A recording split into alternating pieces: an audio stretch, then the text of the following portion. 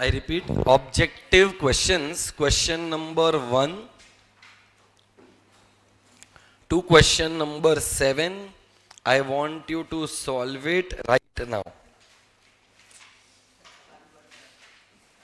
और बेटा आप लोग जब चैप्टर 3A और 3B का एग्जाम दोगे ना, उसके पहले भी ये करके जाना. तुम लोगों को पेपर पैटर्न मिला? स्ट्रिक्ट चाहिए? बोल देता हूँ. क्यों? हाँ, तो स्ट्रिक्ट नहीं करता है. ठीक है, या तो उसको स्ट्रिक्ट बनने के लिए बोलता हूँ, या तो किसी और एग्जामिनर को अपन बोलते हैं. तुम लोगों ने ऑलरेडी नारायण सर को ये बोला नहीं है, मैं बोल देता हूँ आज. बेटा you can do it in text book, not a problem. 12th standard का है ना बेटा ये वाला, तो 12th स्टैंडर्ड के टेक्स्ट बुक में करो. अगर नोटबुक में किया तो और भी अच्छा है, बट कंफ्यूजन होएगा, इसके लिए टेक्स्ट बुक बोल रहा हूँ. तो if you want to do it in, तू क्या कर मालूम है, चाहिए तो एक 12th स्टैंडर्ड ऑब्जेक्टिव्स का एक नया छोटा सा नोटबुक या तो पेजेस बना ले इफ यू वांट. तो 12th का अलग, सीए फाउंडेशन का अलग. नहीं तो सब एक में करोगे तो कंफ्यूजन होएगा. फिर टेक्स्ट बुक में मेरे को चलेगा, पर क्या होएगा मालूम है, फिर जब नेक्स्ट टाइम तू सॉल्व करेगा ना, तो आंसर्स देखो ऑलरेडी मार्क्ड दिखेगा, वो एक प्रॉब्लम हो सकता है. तो अभी क्या कर मालूम है, सिर्फ डॉट कर, बहुत ज्यादा उसको हाईलाइट मत कर. उसमें कर दे. हाँ हाँ चलेगा, वो तो 12th स्टैंडर्ड का ही है ना वैसे भी. So chapter number 5, objective questions. Homework notebook में करोगे तो भी चलेगा. I have absolutely no problem in that.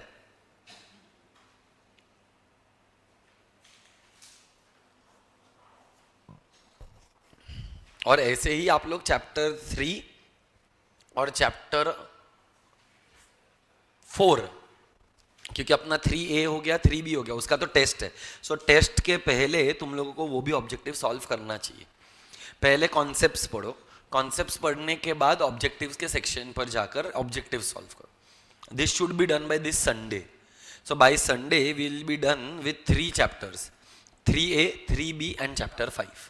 फिर जब भी मुझे टाइम मिलेगा 12, अभी देख मेजरली अपन जो करने वाले ना वो 12th स्टैंडर्ड ओरिएंटेड चैप्टर्स ही कर रहे हैं. तो जब भी मुझे टाइम मिलेगा मैं यूटिलिटी का ऑब्जेक्टिव्स दे देगा, मैं तुम लोगों को सप्लाई का ऑब्जेक्टिव्स दे देगा. Whatever is possible we will keep doing, and by that we will try to complete the objectives as well. चलो स्टार्ट करो. You have 20 minutes, maximum 25 minutes. 1 to 7, question 1 से लेकर question 7. Yes Dharamvir, this is a foundation related chapter, but foundation में depth इससे काफी ज्यादा है. ये बहुत बेसिक है. फाउंडेशन के लेवल पर depth is much higher than what is given in this.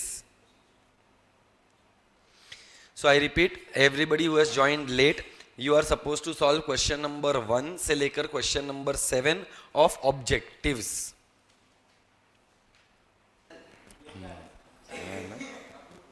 So I think you will be now a part of that group. Anything else that you want me to solve, I will try to solve. नहीं यार, अभी देख जिसके पास जो होता है ना उसके पास उसका वैल्यू कम होता है, यूटिलिटी कम होता है ना, क्योंकि आपने घर की मुर्गी दाल बराबर, मार्जिनल यूटिलिटी डिमिनिशेस. बट मेरे को मिसल थोड़ा कम पसंद है, और थाना में है ना उससे भी अच्छा अच्छा मिसल मिलता है. एक मामलेदार मिसल करके एक है, फिर पंशीकर नाम का भी एक जगह है, उनका भी बहुत अच्छा होता है. एक और 2 जगह है थाना में ना, you get good Maharashtrian food. तू थाना में वड़ा पाव खा, मजा आ जाएगा तेरे को, किधर नहीं मिलेगा तेरे को उसके जैसा. तू 10 जगह पर खाएगा ना, 10 जगह का वड़ा पाव अलग रहेगा, और वो 10 का 10 वड़ा पाव एक नंबर रहेगा. तो थाना गजानन करके सुना है क्या कभी? Gajanan vada pav has very good vada pav, वो फेमस है. पर उससे भी बेटर राजमाता करके एक वड़ा पाव वाले है, आपटे जोशी बाई करके है, एक नंबर वड़ा पाव मिले सुबह को 5:30 बजे. हाँ तेरा बाप लेकर आया था कि मेरी माँ. पर बेटा ये टाइम पर मेरा सुबह को लेक्चर गोरेगांव रहता है, गोरेगांव से मैं बोरीवलिया. हाँ, so first lecture is in Goregaon 7 to 9:45. Second lecture is over here 10:30 to 1:30. सुबह को आई ट्रैवल इन कैब. हाँ आते वक्त आई कम इन कैब. अबे गोरेगांव से तो ट्रेन में ही आएगा ना यार, पर बेटा वो फिर मैं पहुंच ही नहीं पाएगा ना, ट्रैफिक इतना रहेगा। गोरेगांव टू बोरीवली आने के लिए तो ट्रैफिक मिलेगा ना यार, क्योंकि पूरा वेस्टर्न एक्सप्रेस हाईवे तो भरा पड़ा रहता है। और plus I feel it's an unnecessary expenditure. I have enough time to travel between two branches. हाँ क्या हो गया दीदी, तू भी गोरेगांव मैं भी गोरेगांव। तो गोरेगांव से यहाँ पर आने के लिए it's hardly 15 minutes in train, और 10 रुपए में काम हो जाता है, तो क्यों फुकट 100 रुपया खर्च। अभी जाते वक्त भी I will go in a train और अ मेट्रो। हाँ जिंदगी झंड। देख या तो घाटकोपर गोरेगांव बोरीवली होएगा, या तो हाँ मतलब पहला लेक्चर इधर होना चाहिए, दूसरा गोरेगांव।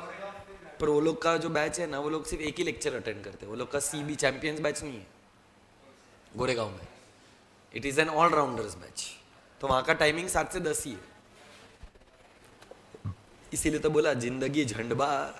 कहाँ है कमंड, किया कभी कमंड। फिर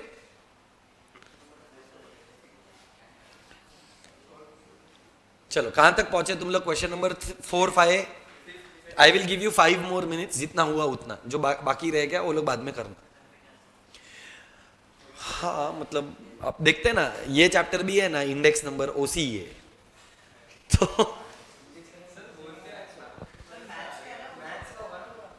पर मैं तेरे को बोला था ना लास्ट लेक्चर में भी, पर ये थियरी बेस्ड ज्यादा है। What is the features of index number? What are the types of index number? What is the measurement? How is index number calculated? What is the significance of index number? So तो नहीं मिलेगा, difficult है। सम आया तो मिलेगा, सम नहीं आया तो नहीं मिलेगा।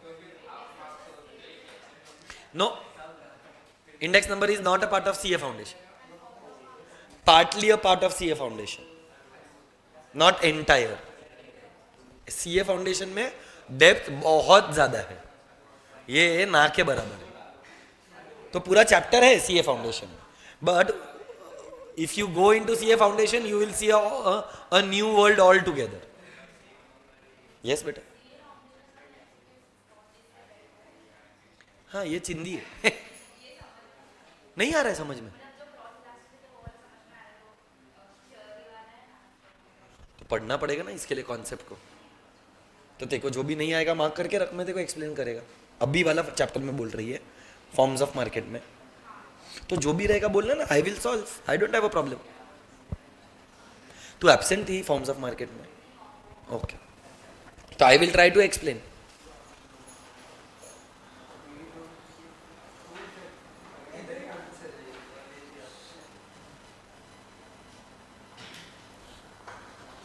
उल्टे का मेरे को लगता है ये वाला बहुत सिंपल होना चाहिए as compare to CA foundation. फिर भी देख ले, जो भी नहीं समझा रहेगा I will try to explain all, you be rest assured about that. इसीलिए तो मैंने करवाया, क्योंकि आज मेरे पास थोड़ा टाइम भी था, प्लस ये जो चैप्टर है वो बहुत ही ईजी है। Index number is not very difficult, specially because you have already studied in your maths as well. तो तुमने वो लैस्पेस, पैशेस, बोलेस, फिश नहीं हुआ है, हद तेरी।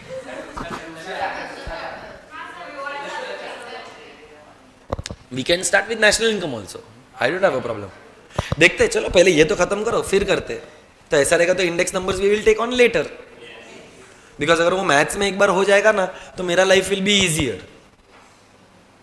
So will not start with index number, will start with national income. Anyways national income is an important chapter plus a CA foundation chapter, और मेरे को सीए फाउंडेशन पढ़ाने को वैसे ही ज्यादा मजा आता है। 12th चिंदी है ना, ऐसा मजा नहीं आता, चैलेंजिंग नहीं है 12th।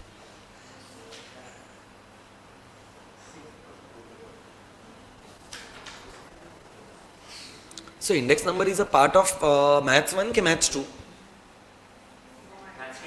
maths 2, okay। और maths 1 maths 2 का लेक्चर ही नहीं हो रहा है, कौन लेता है? मतलब आई थिंक नारायण सर ही लेने वाले रहेंगे, या नहीं Nishit sir, okay, I don't know, I was तो, मुझे क्या पता, मैं नहीं बनाता टाइम टेबल, और इसमें मैं तुम्हारी कोई मदद भी नहीं कर सकता है भाई।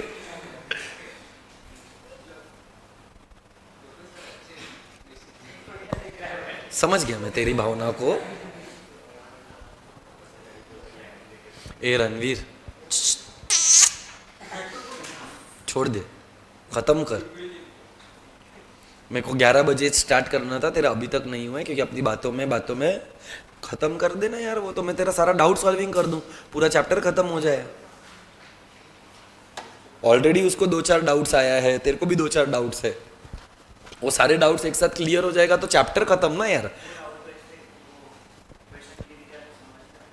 देख, मेरे को ऐसा लग रहा है कि 80-90% तो सेल्फ से ही हो जाएगा, 10-20% जो रहेगा उसमें थोड़ा बहुत इश्यूज आएगा, जो सीए फाउंडेशन में उल्टा होता है। 80-90% मुझे समझाना पड़ता है, 10-20% तुमको आता है।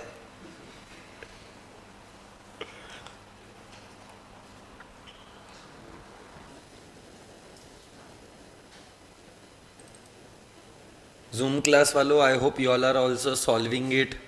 If you have any questions please let me know. ये देखे, धर्मवीर बोलता है टिकट नहीं लेने का, गोरेगांव से बोरीवली कोई पकड़ता नहीं है साले, किसी दिन अगर पकड़ लिया तो क्या करूं। ए विहान, तू ठीक है? तू लेट ज्वाइन किया क्या Vihaan? I had asked you to solve chapter number 5 का ऑब्जेक्टिव्स। गजब आदमी है ये, बोलते हैं हाँ 10 मिनट लेट आया था। अरे डैश, तो पिछले आधे घंटे से एक बार भी पूछा क्यों नहीं? SYJC, हाँ हाँ SYJC झंड पूछा था चैट पे, अरे तो नहीं जवाब दिया तो ये क्या होता है, इस पे अनम्यूट होके पूछने का ना।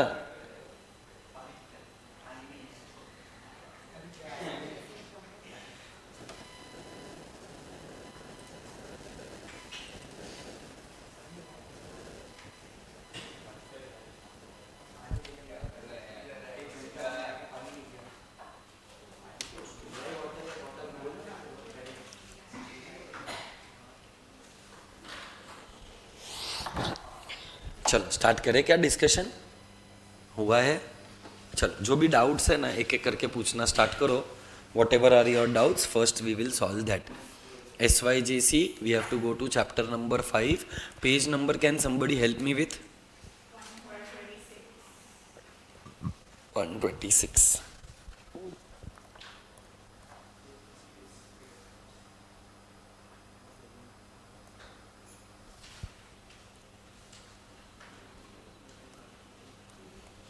बोलो 126 पर कौन सा वाला सॉल्व करना है? आया? देखो जो भी है पूछ ले बेटा, बिंदास। शायद, आई डोंट नो कौन सा वाला, ये वाला classification of market on the basis of place. तो on the basis of place कौन सा होता है? तो local market, national market, international market तो होता ही है। वेरी शॉर्ट पीरियड नहीं होता है, तो ये तो गलत ही हो गया, बी ऑप्शन नहीं हो सकता है क्योंकि that is on the basis of time. C option भी नहीं हो सकता है क्योंकि वो लोग ने शॉर्ट पीरियड मार्केट बोला है। डी ऑप्शन मतलब फोर्थ वाला भी नहीं हो सकता, तो I think answer is only सी।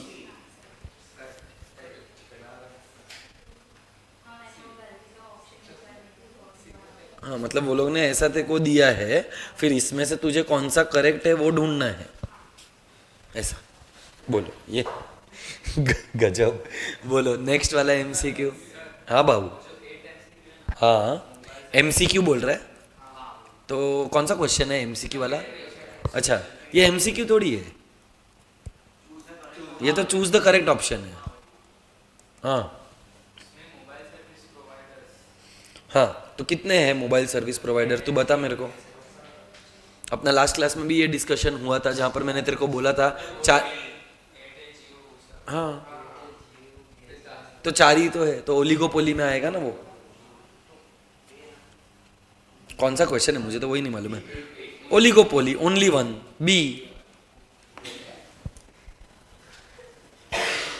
देख, परफेक्ट कंपटीशन नहीं है, मोनोपोलिस्टिक कंपटीशन नहीं है, मोनोपोली नहीं है, सिंगल सेलर थोड़ी है, लार्ज नंबर ऑफ सेलर्स भी नहीं है, मेनी सेलर्स भी नहीं है, फ्यू सेलर्स है। तो फ्यू सेलर्स सिर्फ ओलिगोपोली में होते हैं। काहे रे सिली एरर करतोस? हो तूच मग काय? तो मोबाईल सर्व्हिस प्रोवाइडर म्हणजे काय? मोबाइल में जो सर्विसेज है, कॉलिंग सर्विसेज, वो मोबाइल नेटवर्क। मोबाइल बनाने वाले भी दुनिया में कम ही है। कितने हैं कंपनीज? अरे मोबाइल बनाने वाला ये बोल रहा है, इसको लगा मोबाइल बनाने वाला। तो एक सैमसंग है, एक एप्पल है, एक नोकिया है, एक ब्लैकबेरी है, क्या है और? बेटा ये सब एक ही कंपनी है, चाइना का। जो उसका मेन कंपनी है वो वीवो, ओप्पो जो भी है ना, वो एक ही पेरेंट। वन प्लस का जो है ना वही है। तो इट इज लाइक वो पेप्सी वाला, पेप्सी के अंदर उसके बहुत सारे ब्रांड्स थे, वैसे ही ये जो इसका पेरेंट कंपनी है उसके बहुत सारे ब्रांड है। पेरेंट कंपनी वीवो के नाम पे भी बेचता है, पेरेंट कंपनी ओप्पो के नाम पे भी बेचता है, पेरेंट कंपनी वन प्लस के नाम पे भी बेचता है। कंपनी तो एक ही है। हाँ फ्यू बता ना, और कितना है कंपनी? 5 हुआ? अले 6 ले ले ले तो ऑफ कोर्स फ्यू में ही आएंगे ना। मेनी सेलर्स किसको बोलते हैं? आज मेरे को एक बात बता, क्लासेस कितने सारे क्लासेस है, हर गली में एक क्लास दिखता है। When there are number of sellers which can be counted on fingers. By the way Micromax बंद हो गया है, तो माइक्रोमैक्स को अपन गिन भी नहीं सकते। हाँ ले भाई, एचटीसी भी ले ले, 10 और 10 रहेगा, फिर भी फ्यू ही हुआ। 20 भी मुझे तो नहीं लगता है रहेगा, बट वॉट एवर रहा भी तो भी मोबाइल फोन बनाने वाले भी दुनिया में लिमिटेड ही है। और एक और सेकेंड, इधर क्वेश्चन है ना, इन इंडिया बोला है, तो तुम अपना बोबड़ी बंद ही करो। इंडिया में बनाने वाला है कौन? हाँ ले, हाँ हाँ तो लेना। कितने हुए साले? 2 3 4 ही हुए ना। तो बोलो नेक्स्ट वाला। किसी ने मेरे को डाउट पूछा है, नैतिक ने, क्वेश्चन नंबर 3 में 6th वाला। सो क्वेश्चन नंबर 3 क्या है? Complete the following statement by choosing the correct alternative. उसके अंदर अपने को क्वेश्चन नंबर 6 करने का है। Cross elasticity of demand for a monopolist. बेटा मोनोपोलिस्ट मतलब कहना है इसे सिंगल सेलर है, और अगर मोनोपोली रहेगा तो सब्सटीट्यूट्स अवेलेबल है कि सब्सटीट्यूट्स अवेलेबल नहीं है? सब्सटीट्यूट्स अगर अवेलेबल नहीं है तो आंसर क्या आएगा? 0। बुक मिल गया? हाँ आने दो। So it can be cross elasticity for a monopolist, या तो 0 रहेगा या तो पॉजिटिव रहेगा। अब पॉजिटिव क्यों रहेगा? क्योंकि मोनोपोली के अंदर एक और बोला था अपन ने, या तो मोनोपोली प्योर होता है या तो मोनोपोली इम्प्योर होता है। तो जिसके पास मार्केट शेयर ज्यादा रहेगा वो मोनोपोली बन जाएगा। मार्केट शेयर है मतलब सब्सटीट्यूट रहेगा, सब्सटीट्यूट रहेगा तो रिलेशनशिप डायरेक्ट रहेगा, डायरेक्ट रहेगा तो पॉजिटिव रहेगा। तो I think the answer should be A. What is the answer given? I don't know. C दी है। तो बेटा इन इलास्टिक का मतलब नेगेटिव और इलास्टिक का मतलब पॉजिटिव नहीं होता है। पॉजिटिव गजब आदमी है सर, इसका मतलब तेरा पढ़ाई 0 हुआ है, because the relationship determines the cross elasticity. So if the relationship is direct it is positive, तो ये इलास्टिक है। कुछ भी इनवर्स का मतलब नेगेटिव, तो क्या ये इन इलास्टिक हो गया? कुछ भी। Positive and negative are words that do not define whether the demand is elastic or inelastic.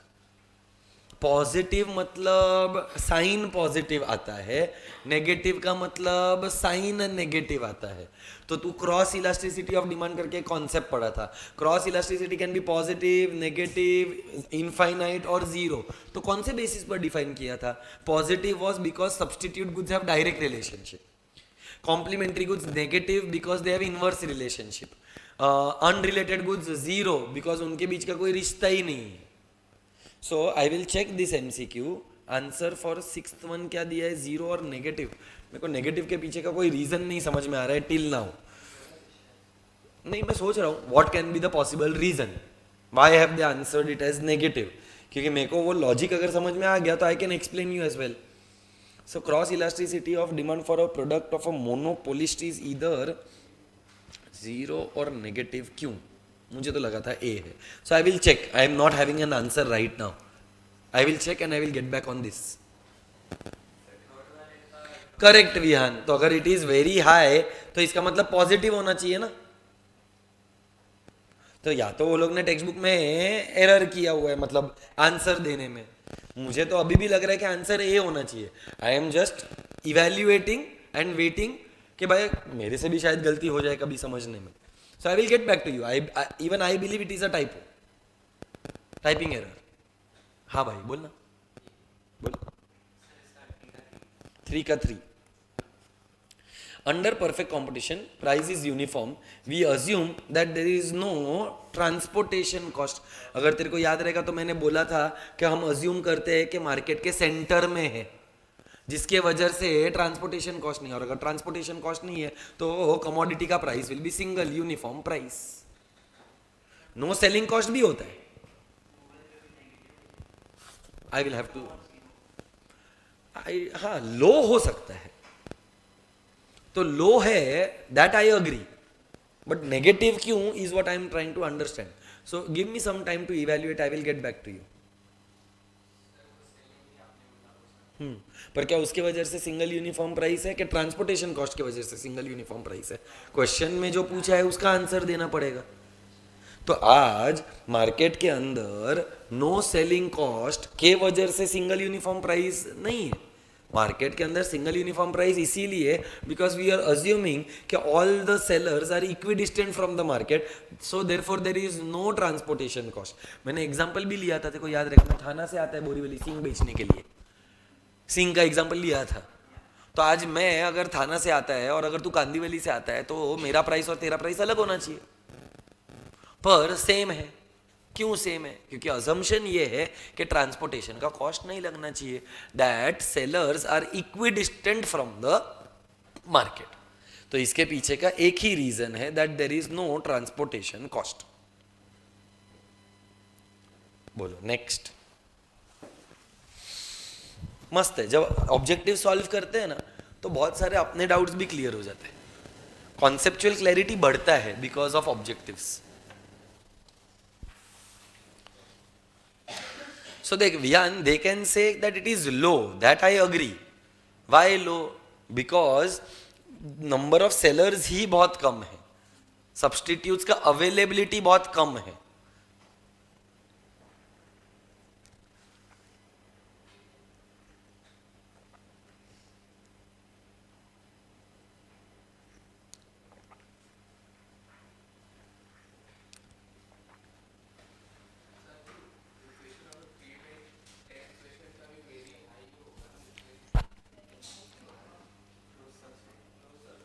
Close substitute है तो वेरी हाई.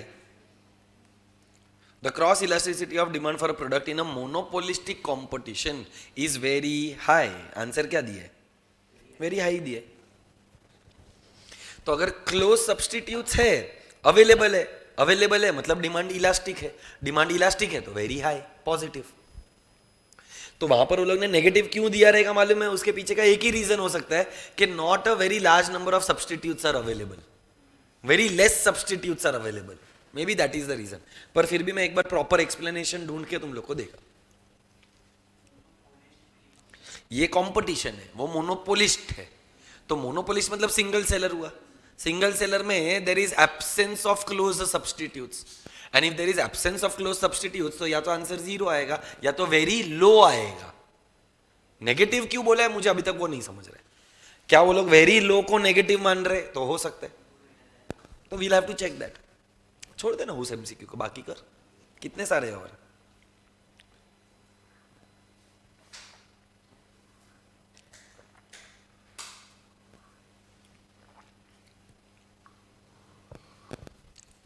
डन. और कोई डाउट नहीं है? हाँ, 7th का 8th वाला. Charging different prices to different. Okay sorry, मेरा गलती हो गया. पर 9th वाला क्लियर है ना? It is called as price discrimination. A type of market showing some but not all features of a competitive market is monopolistic competition. देख, when they use the word competitive, they generally mean it is perfect competition.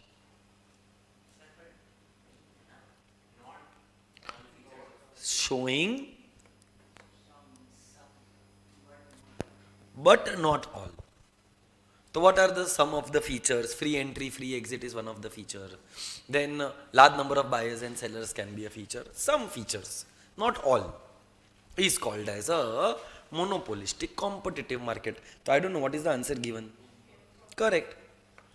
क्योंकि जब वो लोगों ने कुछ नहीं बोला है तो वी अज्यूम कि वो परफेक्ट कंपटीशन है. तो बाकी के जो मार्केट्स है उसका नाम क्या है? मोनोपोली, डिओपोली, ओलिगोपोली और monopolistic competition, which are a part of imperfect competition.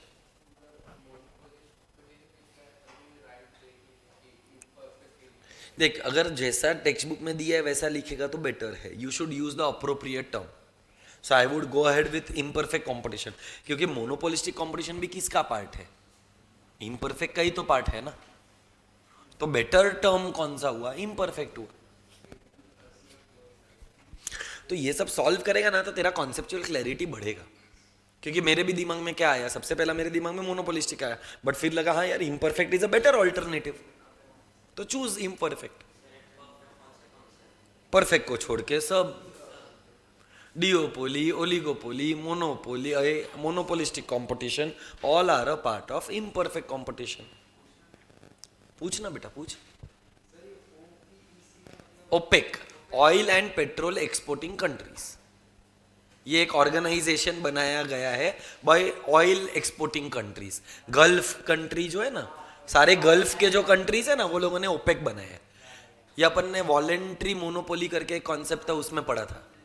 Yes. तो देख, इसके लिए तेरे को आज एक और चीज सीखने को मिला कि ऑब्जेक्टिव सॉल्व करने के पहले अपने को थियरी आना चाहिए, क्योंकि अगर थियरी नहीं आता है तो ऑब्जेक्टिव सॉल्व नहीं कर सकता.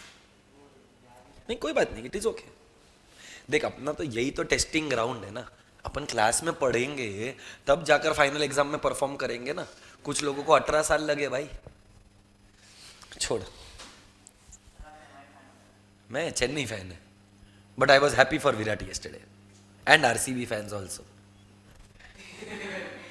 So it's such a every team has a fan base, and to wait for 18 years is a long time, man. मतलब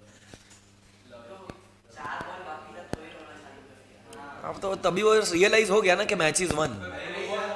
हेजलवुड था ना सामने, ये सिराज होता तो टेंशन था. तो भी रोता ही ना वो कि कप हाथ से चला गया. तो रोना वॉज वैलिड. कप आया इसके लिए रोया, कप चला जाता तो भी. And it's a very difficult thing. I think is the one more thing which was there are only a couple of players who have played only for a single franchise, and one of them is Virat Kohli, or the only actually. The other is Mahendra Singh Dhoni, but वो 2 साल जब ban हुआ था, पर वो ban था.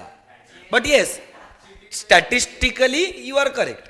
अबे छोड़ना, चीटिंग का बात मत कर. मुंबई का बात करूँ क्या? Nonsense. Please don't tell me that you believe that Mumbai, or as a matter of fact, let's accept the fact that the IPL is rigged. It is for us to get entertained, not. जो intelligent है ना वो इस पे fight नहीं करेगा. छोड़ दे. अगर ये जीता भी है ना तो इसके पीछे भी पहले से सब प्लान्ड था. This is not something which has happened by chance और बाय एफर्ट्स. ये गेम है. वो लोग ने ये गेम को सट्टे के लिए बनाया है, और सट्टेबाज लोग इसमें पैसा कमाते हैं, अपने जैसे लोग झगड़ते हैं. फैक्ट है यार. तेरे को क्या लगता है ये सब स्क्रिप्टेड नहीं है? Every IPL I personally believe is scripted. चाहे 1 सीजन हो, चाहे 18 सीजन हो, और चाहे बीच के मुंबई के 5 हो या चेन्नई के 5 हो, एवरीथिंग इज सेट. देख, मेरे को तो पूरा का पूरा सेटिंग ही लगता है. मैं तेरे को बोल तो रहा हूँ. अच्छा, कल अचानक से AB डिविलियर्स क्यों आया? कल क्यों ये लोग आए? वो कौन था? गेल भी आया था कल. मतलब कुछ तो पीस ऑफ इंफॉर्मेशन रहेगा ना। नहीं वो लोग इन्फॉर्म, पर वो, अरे पर I think the runs scored are till play off तक सी गिनते हैं, प्ले ऑफ के पहले तक। पर वो लोग बोला रहेगा ना उसको। पर वो तो पहले से कम्युनिकेट करके रखते रहेंगे कि भाई कभी कभार वीडियो कॉन्फ्रेंस भी होता है, वो साई सुदर्शन को। हाँ बट देख भाई वो गेम है, उसको गेम के तरह रखो।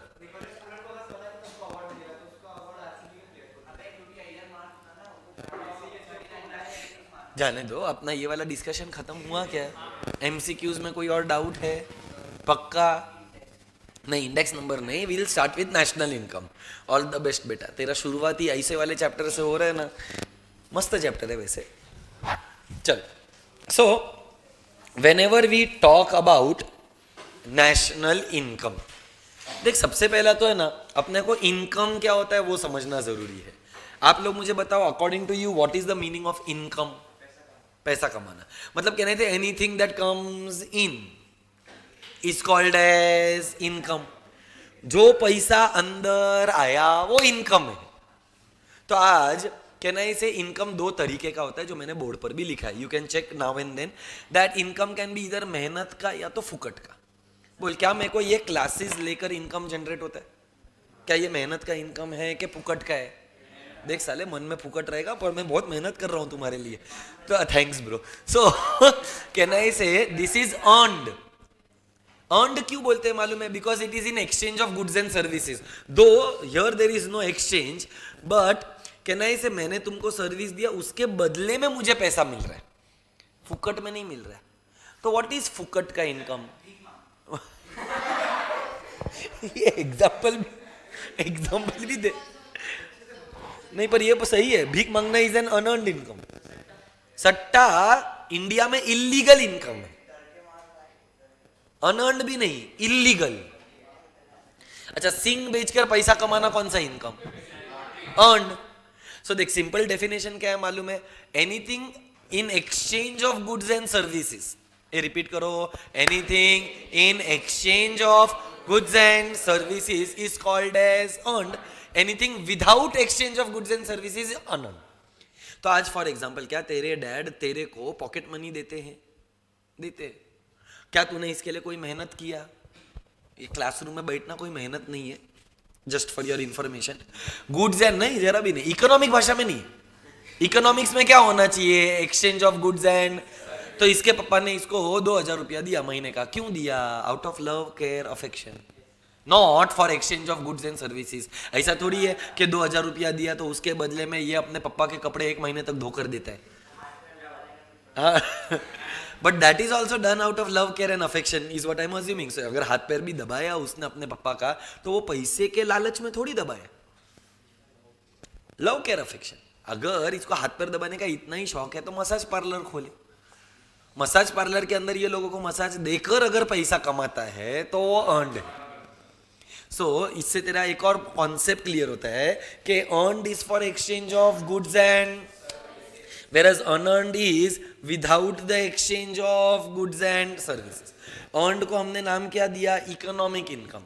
unearned को नाम क्या दिया? Non economic. earned इनकम को इकोनॉमिक क्यों बोला? क्योंकि वो इकोनॉमिक एक्टिविटी है। ये आपने ओसी में भी पढ़ा है और इको में भी पढ़ा है कि what is an economic activity, something in exchange of money. So non economic activity is without the exchange of money. Economic income को हम क्या बोलते हैं? It is included in national income. क्या बोला? It is. whereas unearned income is not included, it is excluded from calculating national income because it will result into double counting. कौन सा counting? एक ही इनकम 2 बार काउंट हो जाएगा। पूछ कैसे? तेरे डैड का इनकम ऑलरेडी नेशनल इनकम में इंक्लूड होएगा, क्योंकि तेरे डैड ने 1,00,000 रुपया कमाया तो वो तो उनके इनकम में इंक्लूड हो गया। फिर उस 1,00,000 रुपए में से ही तेरे डैड ने तेरे को 2,000 रुपया दिया है, तो क्या ये इनकम इंक्लूड करना चाहिए? नो, क्योंकि अगर ये भी इंक्लूड किया तो 1,02,000 हो जाएगा, जबकि एक्चुअली में मेहनत का तो 1,00,000 ही है। तो अनअर्नड इनकम को एक्सक्लूड करना चाहिए, अर्नड इनकम को इंक्लूड करना चाहिए। अनअर्नड इनकम का एक और नाम है ट्रांसफर पेमेंट। कौन सा पेमेंट? ट्रांसफर का मतलब क्या होता है कि it is without the exchange of goods and services. क्या बोला? It is without the exchange of goods and services. Are we all clear? Are we sure? तो बेटा अगेन रिपीट करते हैं, इनकम के टॉप दो parts, earned and unearned. Earned is for exchange of goods and services, unearned is for without the exchange of goods. Earned income is economic income, unearned income is non-economic. Earned income is for economic activity, unearned income is for non-economic activity. Unearned income का और क्या नाम है? Transfer payment या तो transfer income. Earned income is included in nation's income, unearned income is not. Why is it not included or excluded? Because it will result into, तो एक सवाल है, घर पर मम्मी काम करती है, बहुत सारे काम करती है, झाड़ू पोछा, खाना, बर्तन, कपड़े, इस्त्री, कितने सारे और काम करती रहेगी। तो पप्पा जब मम्मी को पैसा देते हैं, वो उन्होंने जो काम किया है उसके लिए देते, क्या out of love, care, affection, fear, खौफ? नहीं देगा तो घर के बाहर सोना पड़ेगा। तो नहीं, ये मजाक था फियर वाला, बट कैन आई से it is given out of love, care and affection. So when ever it is given out of love, care and affection, घर पे मम्मी खाना बनाती है, वो भी अनअर्नड है, क्योंकि उसमें कोई इकोनॉमिक इंटरेस्ट नहीं है। मम्मी ने खाना इसके लिए नहीं बनाया क्योंकि उसको उसके रिटर्न में पैसा मिलने वाला है। पर घर पे हाउस हेल्प है रणवीर, हाँ हाउस, उसको हाउस हेल्प बोलते हैं बेटा। झाड़ू पोछा और करने वाली को और क्या बोलूं? शांता भाई बेटा झाडू पोछा मावशी, हा त्यालाच सफिस्टिकेटेड लँग्वेज मध्ये हाऊस हेल्प म्हणतात, पण मी विसरलो तू कोणता सफिस्टिकेटेड। चला पुढे जाऊया। तो कैन आई से दैट जब भी हम लोग अनअर्नड इनकम का बात करते हैं तो हाउस हेल्प का इनकम अनअर्नड है कि अर्नड है? अर्नड है, क्योंकि जब पप्पा उस हाउस हेल्प को पैसा देते हैं तो out of love, Shiv Shiv Shiv Shiv Shiv, out of care, affection, पप्पा को काम वाली बाई का डर, उसको पैसा क्यों मिला? क्योंकि उसने मेहनत किया, क्योंकि उसने गुड्स एंड सर्विसेज का एक्सचेंज किया है। So services of housewife are included के excluded? Excluded. Services of house help included. Are we clear? ये सिर्फ एक ही वर्ड का मीनिंग समझा है, इनकम। अब एक और वर्ड है जिसका नाम है, ये साला देख लिया तुम लोग, जाने दो, पर फिर भी एक वर्ड का मीनिंग नहीं मालूम है। व्हाट? हाँ नहीं, भूल जाते हैं, एक्टिंग करते भूलने का। What do you mean by the word country? हाँ वही, कंट्री क्या होता है? नहीं नहीं साले, वो तो लिखा भी नहीं है मैंने, वो तो नेशन में आया ना। Country plus population is called as nation. The question is what is a country, वो मैंने नहीं लिखा। ये हिंदी में अनुवारण हुआ साले। सो हाँ, तो कहना है से कंट्री का मतलब क्या होता है? Country is the geographical boundary. मेरे को इंडिया का सिर्फ इतना ही पार्ट बनाने को आता है, हाँ थोड़ा इधर भी ले ले। सो कहना है से कंट्री, हाँ क्योंकि नॉर्थ इंडिया में कितना अपना है कितना किसी और का है वही नहीं समझ में आ रहा है। एनीवे, अब ये कंट्री के अंदर कहना है से लोग रहते हैं। तो बेटा remember what is country? It is the geographical boundary. क्या बोला? It is the geographical boundary of a nation is called as country. अब इस नेशन, इस कंट्री के अंदर रहते हैं लोग अपने इधर तो भर भर के हर 2 मिनट में, हर 2 मिनट ज्यादा हो गया, नहीं हर 10 सेकंड में बच्चा पैदा होता है। ए आया तो अपने कंट्री में ऐड किया पॉपुलेशन तो वो बन गया नेशन। इसीलिए आपने हर बार सुना रहेगा national anthem, national animal. National word का मतलब फॉर द पीपल होता है, कभी सुना country anthem? Country bird, national fruit होता है, नेशनल बर्ड होता है, नेशनल गेम होता है, because it is for the people, nation के लोगों के लिए। कंट्री में तो लोग ही नहीं ना, कंट्री क्या है, सॉरी मैं थोड़ा भावनाओं में बह जाता है। कंट्री क्या है? ज्योग्राफिकल बाउंड्री, पर उस बाउंड्री के अंदर रहते हैं लोग। अब इन लोगों के बीच में कुछ होगा, क्या होगा? झगड़ा बोलते हैं। बेटा एक सेकेंड, मैं बायोलॉजी के बारे में बात तो नहीं, हाँ बेटा इकोनॉमिक्स, इकोनॉमिक्स कहना इसे देयर विल बी ट्रांजैक्शंस। गधों, कुछ भी गलत सोचते हो कुछ होगा बेटा ये इधर लिखा है सालो, लिखा है इकोनॉमिक ट्रांजैक्शन। चिप्पड़ बोलते हैं ऐसे लोगों को, चिप्पड़। So country is the geographical boundary. इस ज्योग्राफिकल बाउंड्री के अंदर ऐड होता है पॉपुलेशन, तो बन जाता है नेशन। नेशन के लोगों के बीच में इकोनॉमिक ट्रांजैक्शन होता है, और इकोनॉमिक ट्रांजैक्शन के वजह से वो बन जाता है एक इकोनॉमी। सो इस country, nation and economy the same. Country अलग, नेशन अलग, इकोनॉमी अलग। Country is the geographical boundary in which we add population, then it becomes nation. Nation के अंदर लोगों के बीच में लेन देन होगा, इसको बोलते हैं इकोनॉमिक ट्रांजैक्शंस, तो वो बनता है इकोनॉमी। अब मैंने देखो दोनों वर्ड का मीनिंग समझा, एक नेशन और एक इनकम, तो बन गया national income. Explain me what is national income. Total income of the country, गलत। टोटल इनकम ऑफ द पॉप्यू, हाँ नेशन बोल।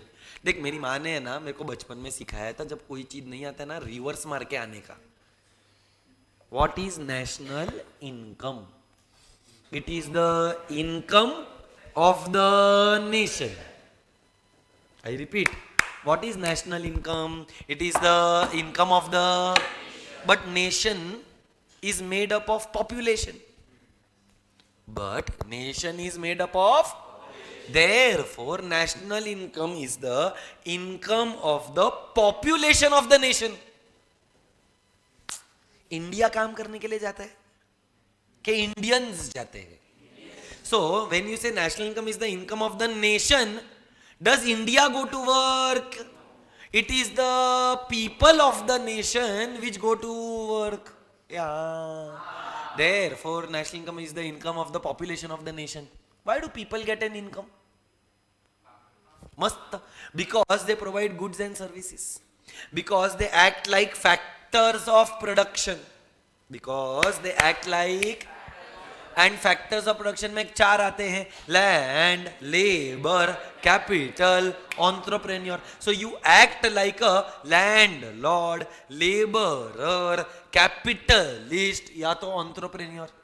Therefore you get rent, wages, interest, profit. So मैं स्टार्ट से स्टार्ट कर रहा है. What is national income? National income is the income of the, but nation is made up of, therefore national income is the income of the population of the nation. Why do people get an income? Because they contribute in the form of factors of production, because they provide goods and services in the form of land lord, laborer, capitalist या तो entrepreneur, जिसके return में उनको क्या मिलता है? Rent, wages, interest, profits. ये बराबर है? पक्का? अच्छा, ये इनकम मिला क्यों? क्योंकि गुड्स एंड सर्विस प्रोड्यूस हुआ. प्रोड्यूस हुआ मतलब आउटपुट आया. यहां if there is an output there is an income.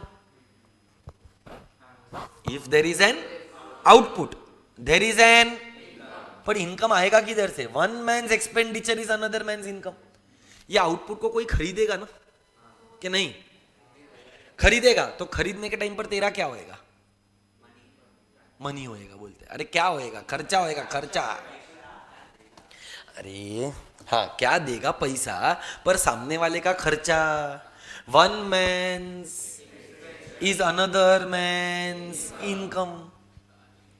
हाँ, one man's is another man's. Simple सा एक एग्जांपल देता हूं. 10 प्रोफेशनल एकेडमी पे मी। क्या तुम लोगों में से कुछ लोगों ने प्रोफेशनल एकेडमी को फीस पे किया रहेगा? जैसे कि वो वाली लड़की सूरत वाली पहले कहीं और थी, इधर ही आई है ही नहीं। तो कहना ऐसे इसने इधर फीस पे किया, it is her professional academy का। प्रोफेशनल एकेडमी में पैसा मेरे को दिया, it is there my one man's is another man's because there is output. तूने इधर पैसा क्यों दिया? क्योंकि वो लोग तेरे को सर्विस प्रोवाइड कर रहे हैं। वो लोग ने मेरे को पैसा क्यों दिया? क्योंकि मैं उनको सर्विस प्रोवाइड कर रहा है। मतलब आउटपुट के बिना पैसा नहीं मिलेगा। So dash is equal to dash is equal to dash, output is equal to and expenditure should be equal to income. बराबर है?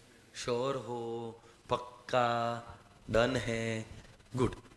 नेक्स्ट वाला कॉन्सेप्ट मुझे लगता है खुद से आना चाहिए। कॉन्सेप्ट का नाम क्या दिया है बेटा? एक सेकंड ना। Vihaan, national income is the sum of value. हाँ हाँ बराबर है एकदम। National income is the sum of value of the goods and services produced in an economy counted without duplication, मतलब without any double counting.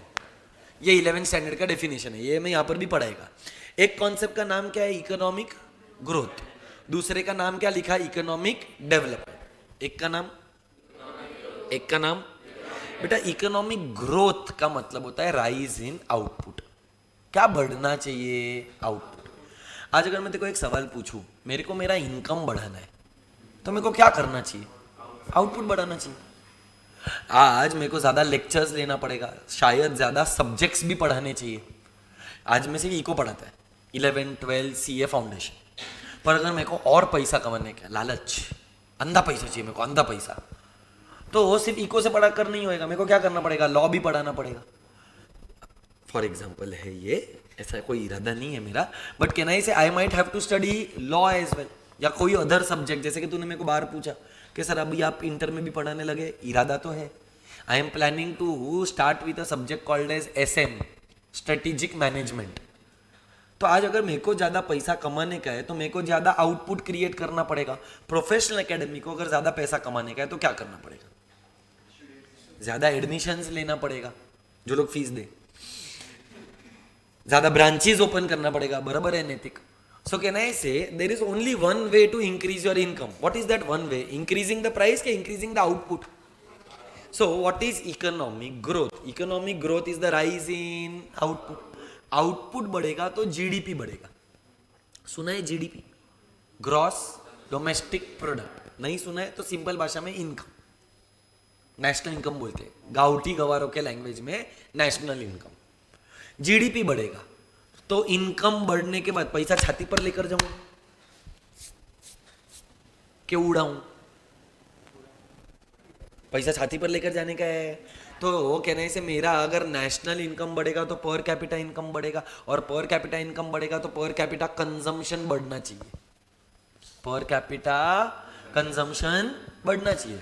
First year of teaching when I used to go to Borivali Virar, मैं train में travel करता था। 16th year of my teaching I come to Borivali but in a cab. इन 16 सालों में मेरा income levels बढ़ा रहेगा, मेरा खर्चा भी बढ़ रहा है। When I started teaching I had a phone 2600 Nokia connecting people. वो ऐसा डब्बा फोन आता था।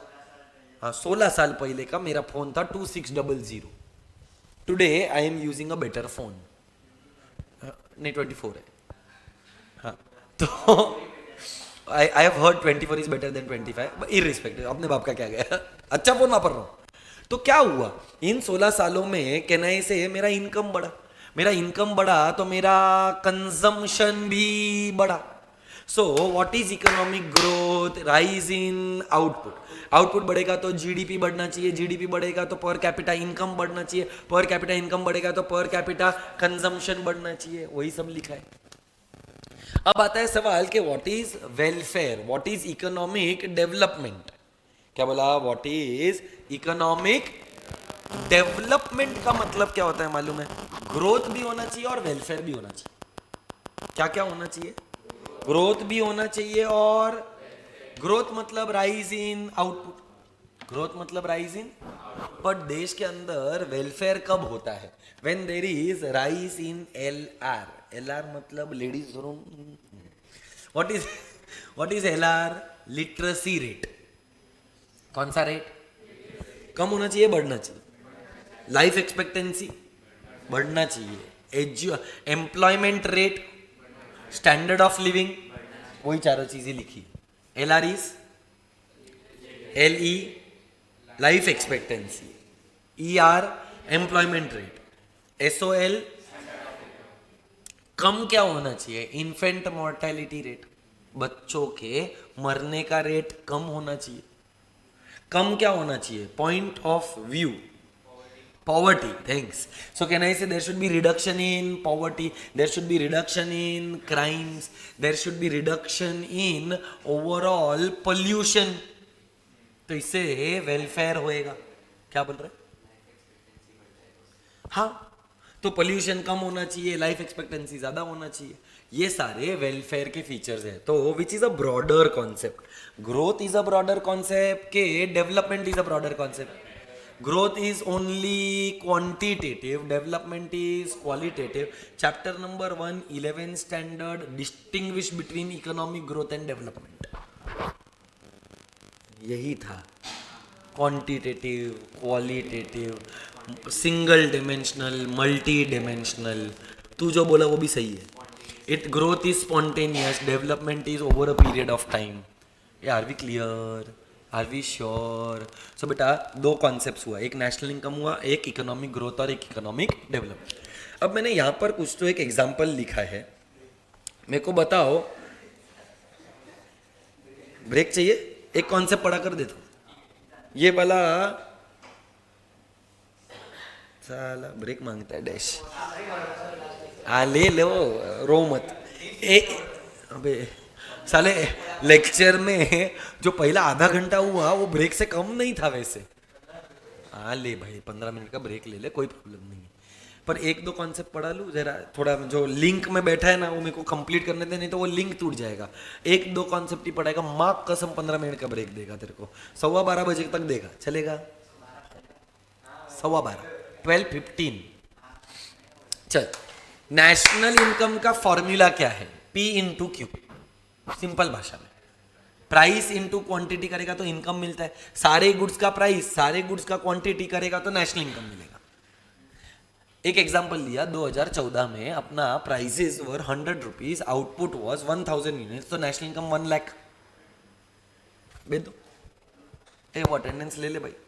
काका बुक्स मिला क्या? इनडायरेक्ट इधर भी नहीं, वो पीछे भी नहीं मिल रहा है. FM का मिला? FM अंकिता मैडम का करो ना. आउटपुट का कितना प्रोड्यूस्ड. वाओ, तो एक नया कॉन्सेप्ट आया है. क्या national income is the money valuation of all the goods and services sold के प्रोड्यूस्ड? प्रोड्यूस्ड, क्योंकि प्रोड्यूस हुआ रहेगा तो फैक्टर पेमेंट्स हुआ रहेगा.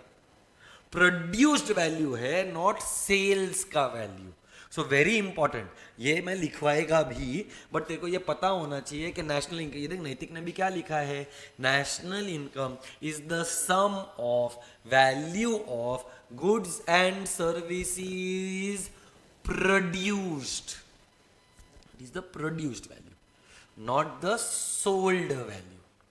प्रोडक्शन हुआ रहेगा तो प्रोडक्शन के लिए लैंड, लेबर, कैपिटल, एंटरप्रेन्योर लगा रहेगा, तो उसके लिए रेंट, वेजेस, इंटरेस्ट का पेमेंट्स हुआ रहेगा, तो वो वैल्यू लेने का होता है.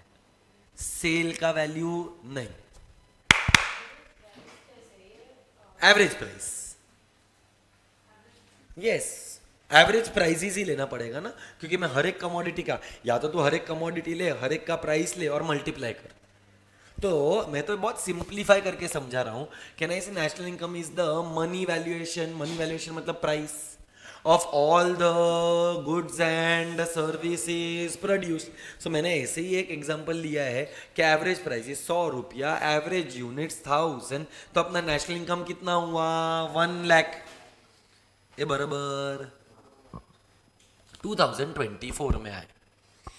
एक ऑप्शन है जहां पर मैंने ए लिखा है, मेरा प्राइस 150 है, मेरा आउटपुट 1000 है। ये प्राइस कितना है और आउटपुट कितना है 1000, तो मेरा नेशनल इनकम कितना हो गया 1.5 लाख हो गया। 150 इंटू 1000 इज 1,50,000। तो मेरा नेशनल इनकम 2014 से तो बढ़ गया। बी केस में भी ऐसा ही हो रहा है। बी केस में थोड़ा सा सीन अलग है। मैंने प्राइसेस 100 रखा है, आउटपुट 1500 किया है और मेरा नेशनल इनकम 1.5 लाख। बता क्या दोनों केस में मेरा नेशनल इनकम बढ़ रहा है? विच is better? A option is better के बी ऑप्शन इज बेटर के बोथ आर सेम? ए ना, हाँ बराबर।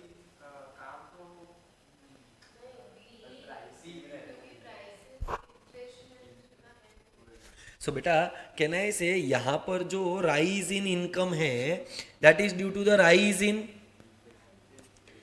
प्राइस। नेशनल इनकम बढ़ने के पीछे की वजह क्या है? प्राइस बढ़ गया। पर बी ऑप्शन में नेशनल इनकम किसके वजह से बढ़ा? और मैंने थोड़े टाइम पहले ही बताया था कि नेशनल इनकम किसके वजह से बढ़ना चाहिए? क्वांटिटी के वजह से, प्राइस के वजह से नहीं। सो कहना है से जो पहला ऑप्शन है it is called as false growth. कौन सा ग्रोथ? जबकि जो दूसरा ऑप्शन है it is by the name of real growth. So which growth do we want? Real growth is the growth due to the rise in output, not due to the rise in price. क्योंकि अगर price के वजह से हुआ तो क्या problem हो जाएगा? इन्फ्लेशन। पर क्या आपने को इन्फ्लेटेड नेशनल इनकम चाहिए कि स्टेबल? स्टेबल चाहिए तो किसके वजह से नेशनल इनकम बढ़ना चाहिए? आउटपुट के वजह से। Are we clear? Are we sure? पक्का? And finally there is one more concept, then आप लोग एक ब्रेक ले लो। National income can be measured either at which year prices, या तो they can be measured at constant या base year. Important, I repeat, national income can be measured either at current year और at base, दोनों पे ही calculate कर सकते।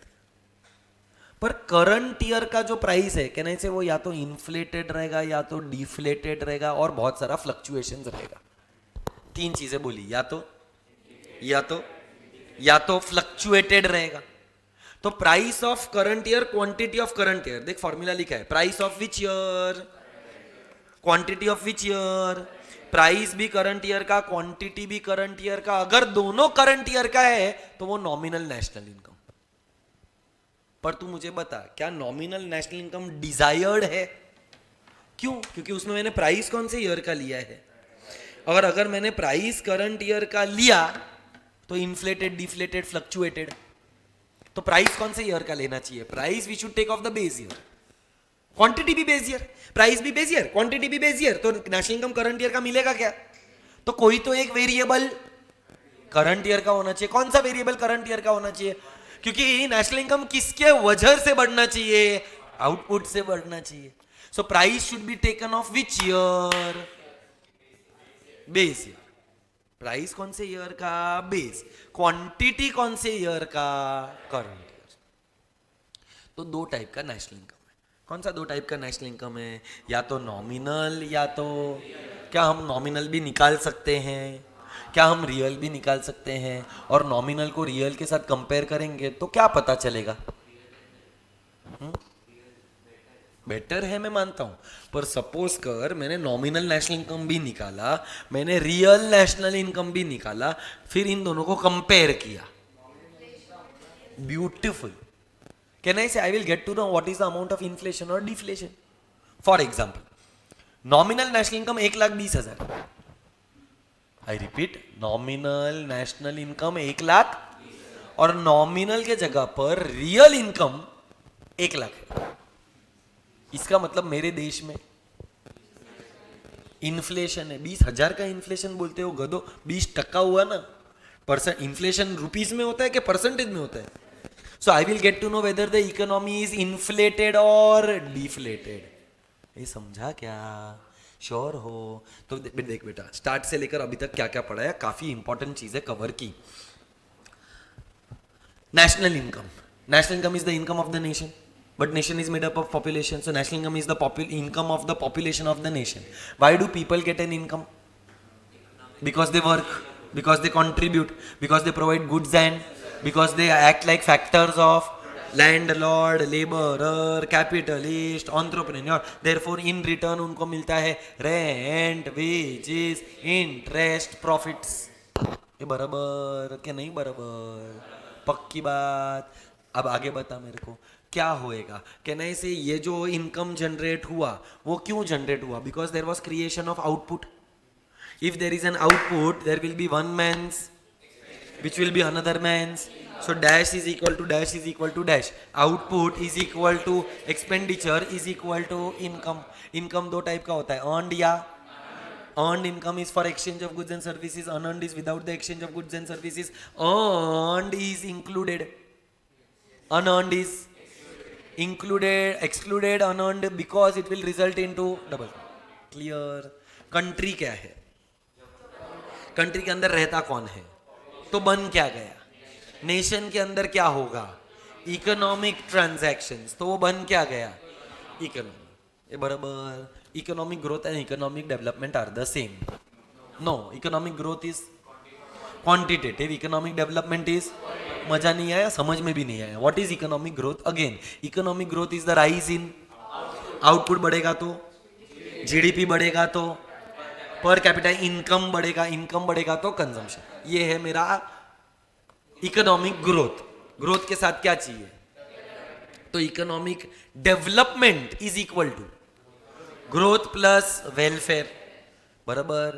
National income is the money valuation of all the goods and services produced. बराबर ना. National income is the money valuation of all the goods and services produced. अगर produced का बात किया मतलब price into quantity. Price into बोल बेटा, जब भी प्राइस इंटू क्वांटिटी करेंगे तो नेशनल इनकम मिलेगा. दो टाइप का ग्रोथ है, एक रियल ग्रोथ, एक फॉल्स ग्रोथ. कौन सा ग्रोथ है? एक रियल ग्रोथ में national income rises due to the rise in output.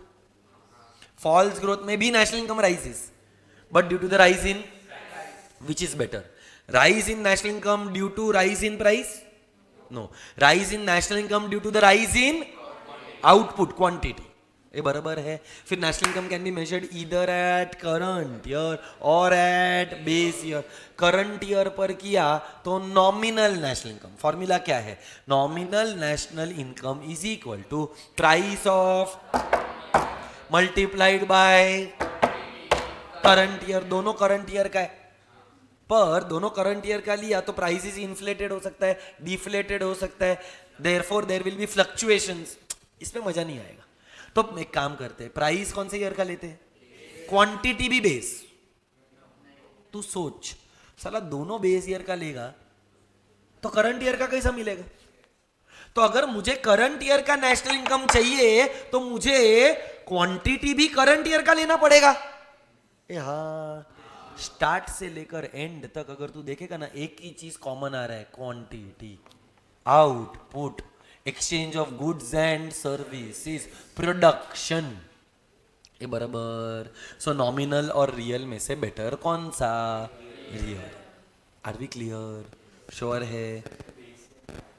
तू बता बेस ईयर क्या होगा? बेस ईयर करंट ईयर होता है कि कोई प्रीवियस ईयर होता है? कोई भी प्रीवियस ईयर. बट कितना प्रीवियस ईयर होता है वो अपन इंडेक्स नंबर में पढ़ेंगे. So ideally it is a range of 7 to 12 years. So currently we are in the year 2025.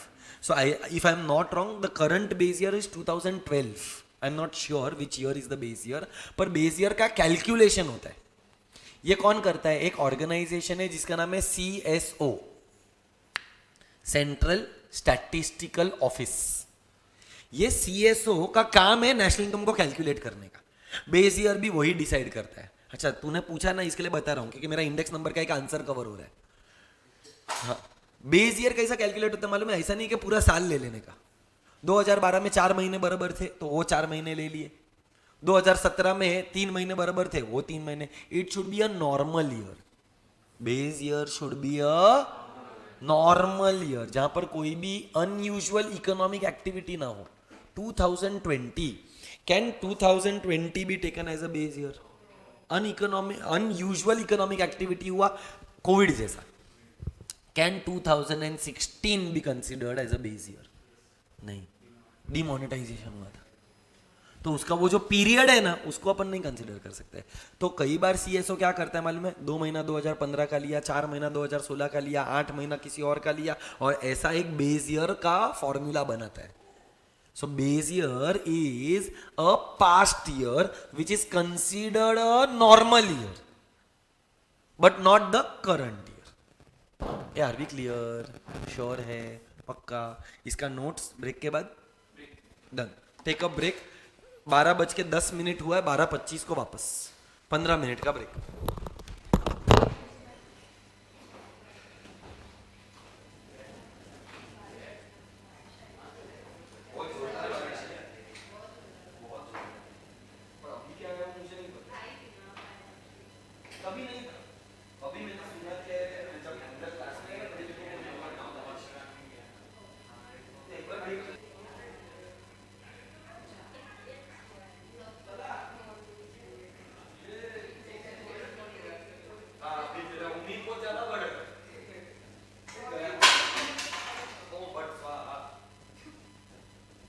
चलो आ जाओ क्लास के अंदर सब लोग एंड स्टार्ट मेकिंग नोट्स.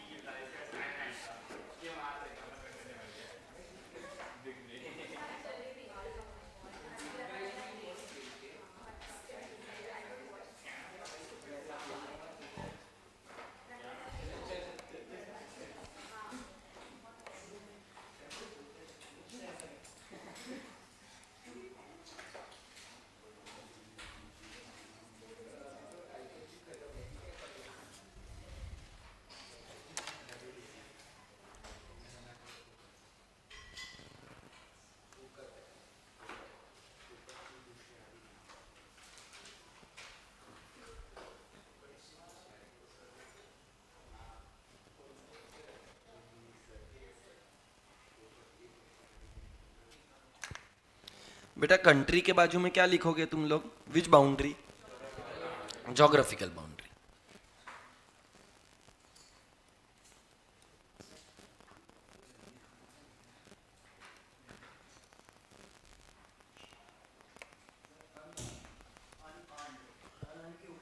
फुकट.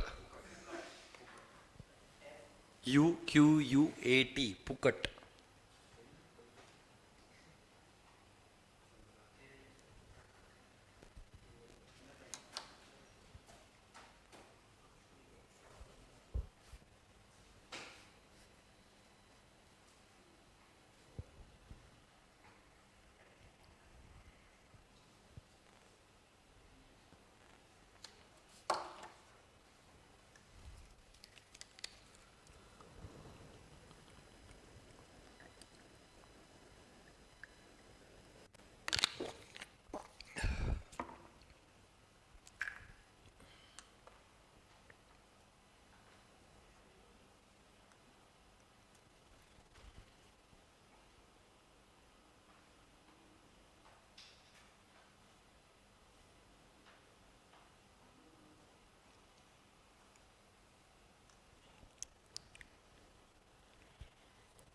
ऐसे बात कर सकते हो आपस में, इतना सन्नाटे का भी जरूरत नहीं है.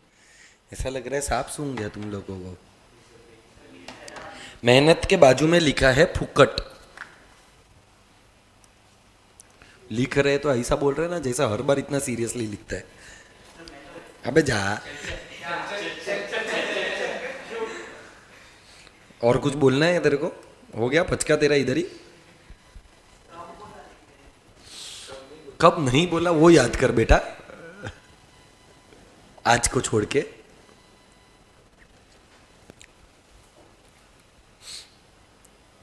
ए वो गैस क्या है? गैस न से. हाँ गैस मत लिखना सालो, गुड्स एंड सर्विसेज लिखना. साले याद नहीं रहेगा उसका क्या, फिर तू सोचेगा एक्सचेंज ऑफ गैस. कौन सा गैस? तू यही सोच सकता है।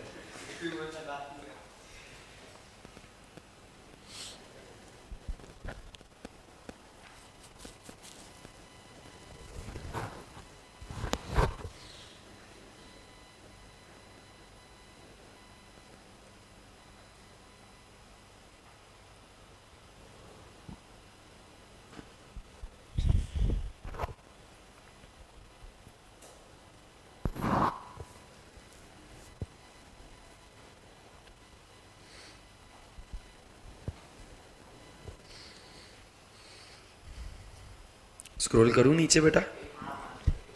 ये लेफ्ट में जो लिखा है वो भी लिखना है।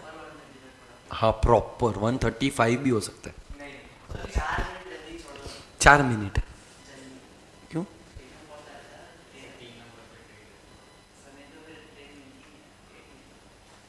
ठीक है। पीछे घूम जा। सब लिखना है।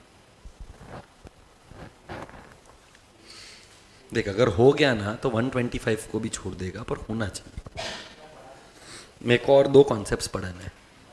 What are the features of national income, नहीं छोटे कॉन्सेप्ट्स है, हो जाएगा। अबे 1 घंटे तेरे, तू लाड़ में ही आया है रे। ये लिखने को तेरे को 15 मिनट लगेगा। तेरे को लेट स्टार्ट करूं, बीच में ब्रेक दूं, जल्दी छोड़ूं, तो साले पढ़ेगा कब? पर उतना होना भी तो चाहिए ना साले। तू बोलते है 1 बजे तक ये सब करो, कैसा बाप करा जाएगा मेरा? 1 बजे तक तो तू भूल ही जा, 115 120 होएगा। और ऑप्शन नहीं है भाई तुम्हारे पास।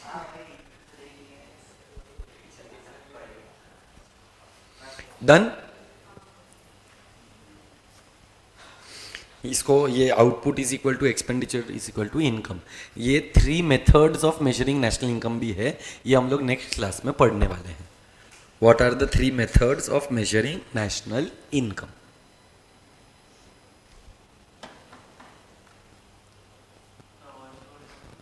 सॉरी, और स्क्रॉल करूं। नेक्स्ट वाला कॉन्सेप्ट का नाम है economic growth and economic development.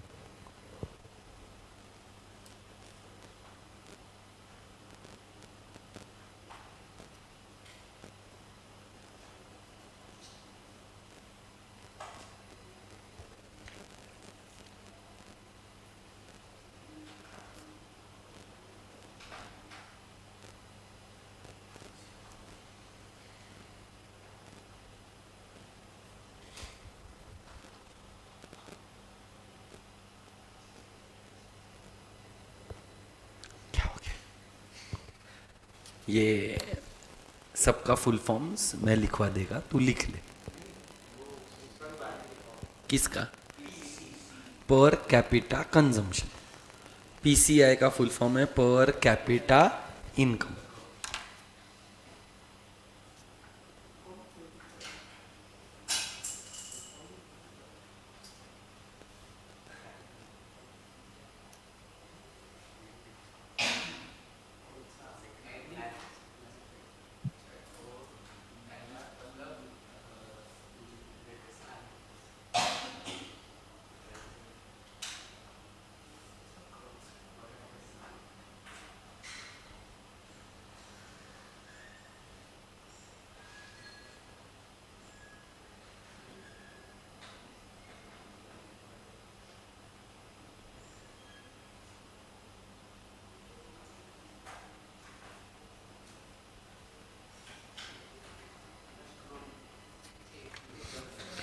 बेटा एल आर का फुल फॉर्म, एल ई का फुल फॉर्म लिखा है, याद नहीं रहेगा फिर।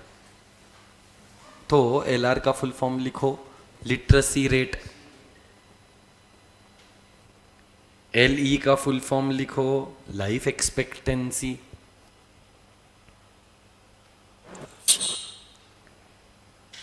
पीसीसी का full form per capita consumption है।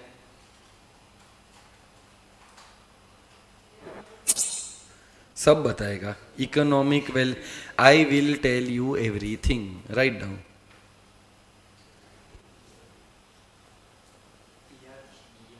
सब बोलेगा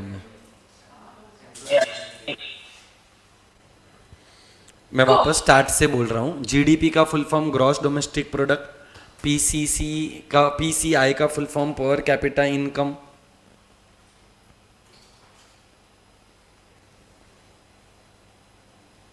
पीसीआई का बाद PCC per capita consumption,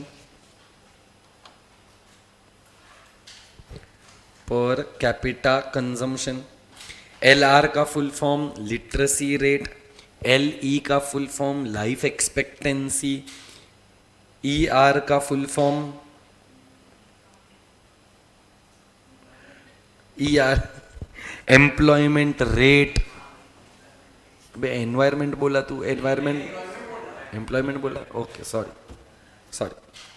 standard of living, SOL। IMR का full form infant mortality rate.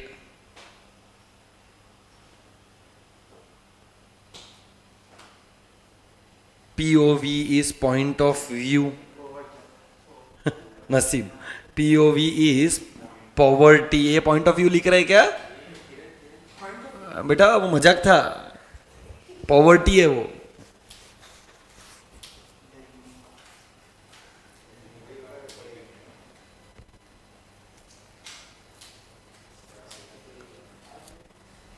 आगे बढ़े, चलो। EG का full form economic growth, EW का full form economic welfare. I repeat, EG का full form economic growth, EW का full form economic welfare. ए बेटा मेरे को इसके बाद कुछ तो और पहले मुझे डिक्टेट करना है, फिर लिख। कोई बात नहीं, लिखा मैडम? ये लिखने के पहले लिखो जो मैं बोल रहा हूं। National income is the net, national income is the net money valuation. National income is the net money valuation of all the final goods and services. National income is the net money valuation of all the final goods and services produced। बेटा कौन सा value होना चाहिए? Produced with in the domestic territory of the nation, with in the domestic territory of nation, territory of a nation,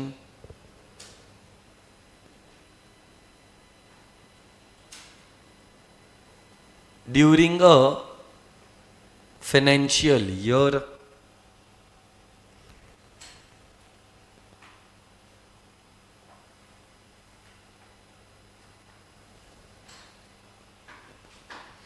during a financial year, and the net factor income from abroad, and the net factor income from abroad। Net factor income from abroad का मतलब क्या होता है कि नहीं से अपन ने जो पहले लिखा था उसके अंदर अपन ने क्या बात किया था कि national income is the money valuation of all the goods and services produced with in the domestic territory. तो क्या गुड्स एंड सर्विसेज सिर्फ with in the domestic territory produce होता है कि बाहर भी होता है? तो एंड क्या लिखवाया? Net factor income from abroad. From abroad का मतलब क्या हुआ कि मैंने बाहर जाकर भी कोई सर्विस दिया रहेगा और उसका पैसा मैं देश में लेकर आया। ब्रैकेट में लिख NFIA, नेट, ये जो लिखा ना उसके बाद बेटा net factor income from abroad का शॉर्ट फॉर्म है ये। नेट का N, फैक्टर का F, इनकम का I, अब्रॉड का A, NFIA, net factor income from abroad. Are we clear with that? ये वाला लिखो।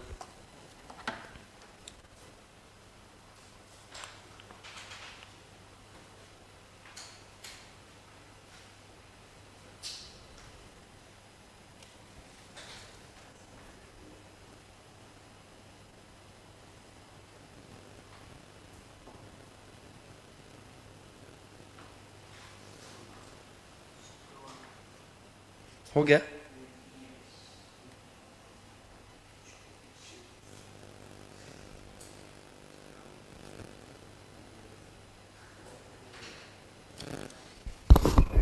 हेलो,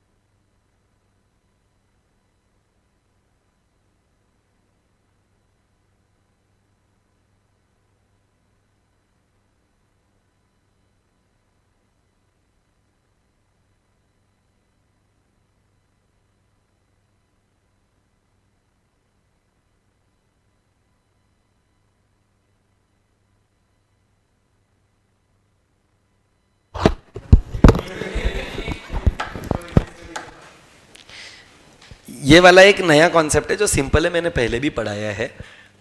एक कॉन्सेप्ट लिखा है जिसका नाम है GDP डिफ्लेटर। ये कॉन्सेप्ट का नाम क्या है? जीडीपी डिफ्लेटर, मतलब it measures the value of inflation. तो फॉर्मूला क्या लिखा बेटा? NNI upon RNI। छोड़ दो अभी लिखना, बाद में लिखो जो भी पेंडिंग है वो। क्या बोला? जीडीपी डिफ्लेटर का फॉर्मूला क्या है? NNI upon RNI into 100। What is NNI? Nominal national. What is RNI? Nominal national income is calculated at which year prices? Current year. Real national income is at base. दोनों को compare करेगा तो मुझे inflation पता चलेगा। तो मैंने देख एग्जांपल भी लिया, NNI 1,20,000, RNI 1 लाख, तो 1,20,000 अपॉन 1 लाख इंटू 100, तो आंसर आया 120। मतलब मेरे कंट्री में इन्फ्लेशन कितने परसेंटेज का है? 20। 120 नहीं, 100 इज कंसिडर्ड एज बेस। क्या बोला? 100 इज कंसिडर्ड एज, सो कहने से ग्रेटर देन 100 रहेगा तो इन्फ्लेशन, और लेस देन 100 रहेगा तो डिफ्लेशन। ये बराबर है? श्योर हो? पक्का? तो अपना जो SYJC का बुक है ना बेटा, उसमें आओ तो अपना ये सब जो डिस्कशन हुआ ना, इस चक्कर में एक आंसर पढ़ के हो गया। वो आंसर है what are the features of national income.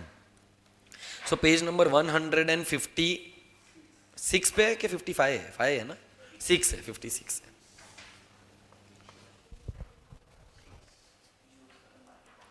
तो पहला तो ये जो डेफिनेशंस है उसको मार्क करो, इंपॉर्टेंट।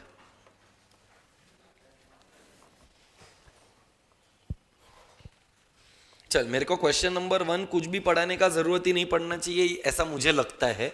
तुम मुझे रॉन्ग प्रूव कर सकते हो। चल, पहला पॉइंट क्या है? It is the value of only which goods?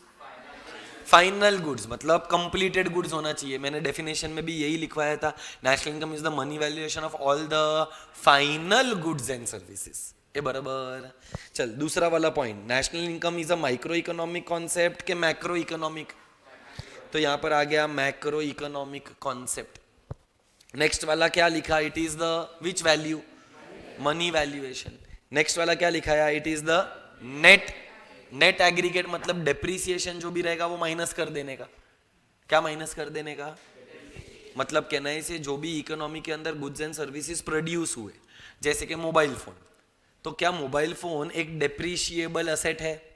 Car एक डेप्रीशिएबल असेट है, AC एक डेप्रीशिएबल असेट है, प्रोजेक्टर डेप्रीशिएबल है, कंप्यूटर डेप्रीशिएबल है, फर्नीचर डेप्रीशिएबल है, ये सब पर डेप्रीसिएशन लगेगा। सो ये कौन सा वैल्यू है? ग्रॉस वैल्यू लेने का कि नेट वैल्यू लेने का? Net.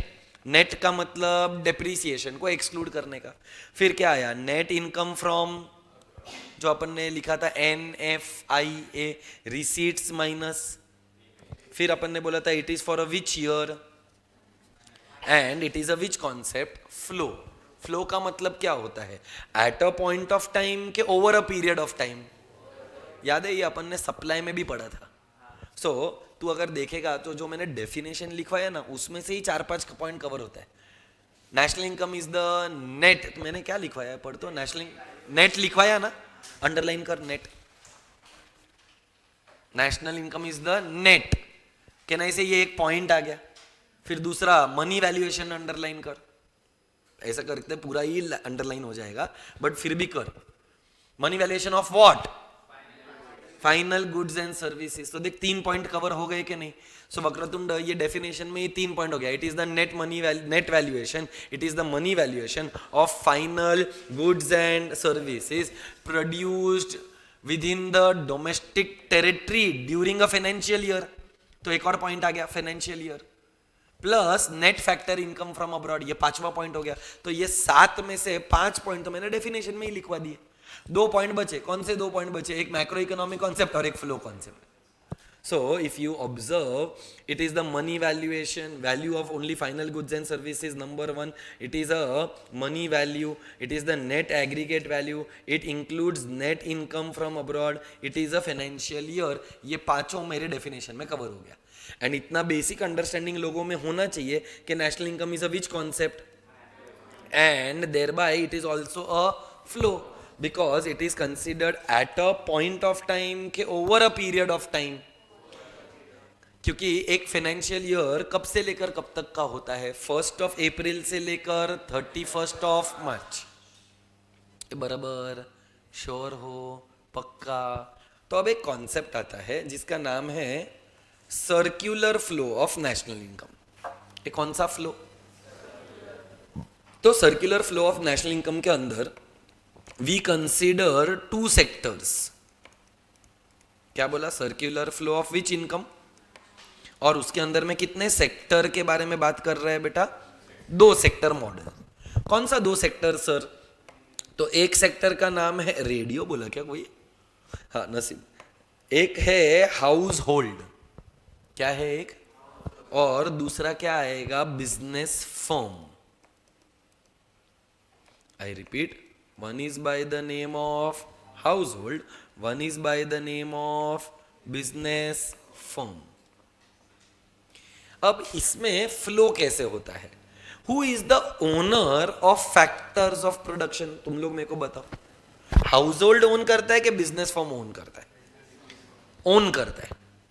Business firm is the owner of factor of production कि business firm factors of production को हायर करता है? सोच के तुम बताओ, तुमको जो लगे वो। तो ओनर कौन है? ओनर तो हाउस होल्ड है ना। लैंड किसके पास है? लेबर कौन है? कैपिटल किसके पास है? एंटरप्रेन्योर कहां से बनते हैं? हाउस होल्ड से बनते हैं।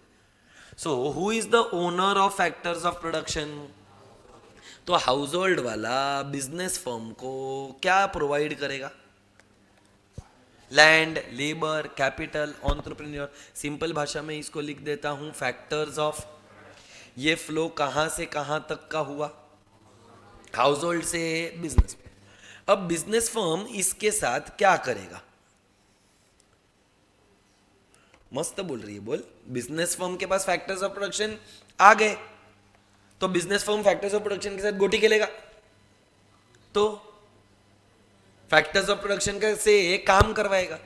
काम करवाएगा तो क्या बनेगा? Goods and services. ये बराबर। बोलो, क्या बिजनेस फर्म ने ये बार्टर ट्रांजैक्शन किया कि तुम मुझे फैक्टर्स ऑफ प्रोडक्शन दो, मैं तुमको गुड्स एंड सर्विसेज देगा?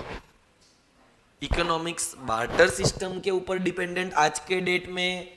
It is the money valuation, तो it is in exchange of money. तो what will household give to the business firm? अरे लोग जवाब ही नहीं दे रहे। क्या बिजनेस फर्म ने हाउस होल्ड को गुड्स दिया? फ्री में दिया। तो हाउस होल्ड को गुड्स एंड सर्विसेज के लिए स्पेंड करना पड़ेगा।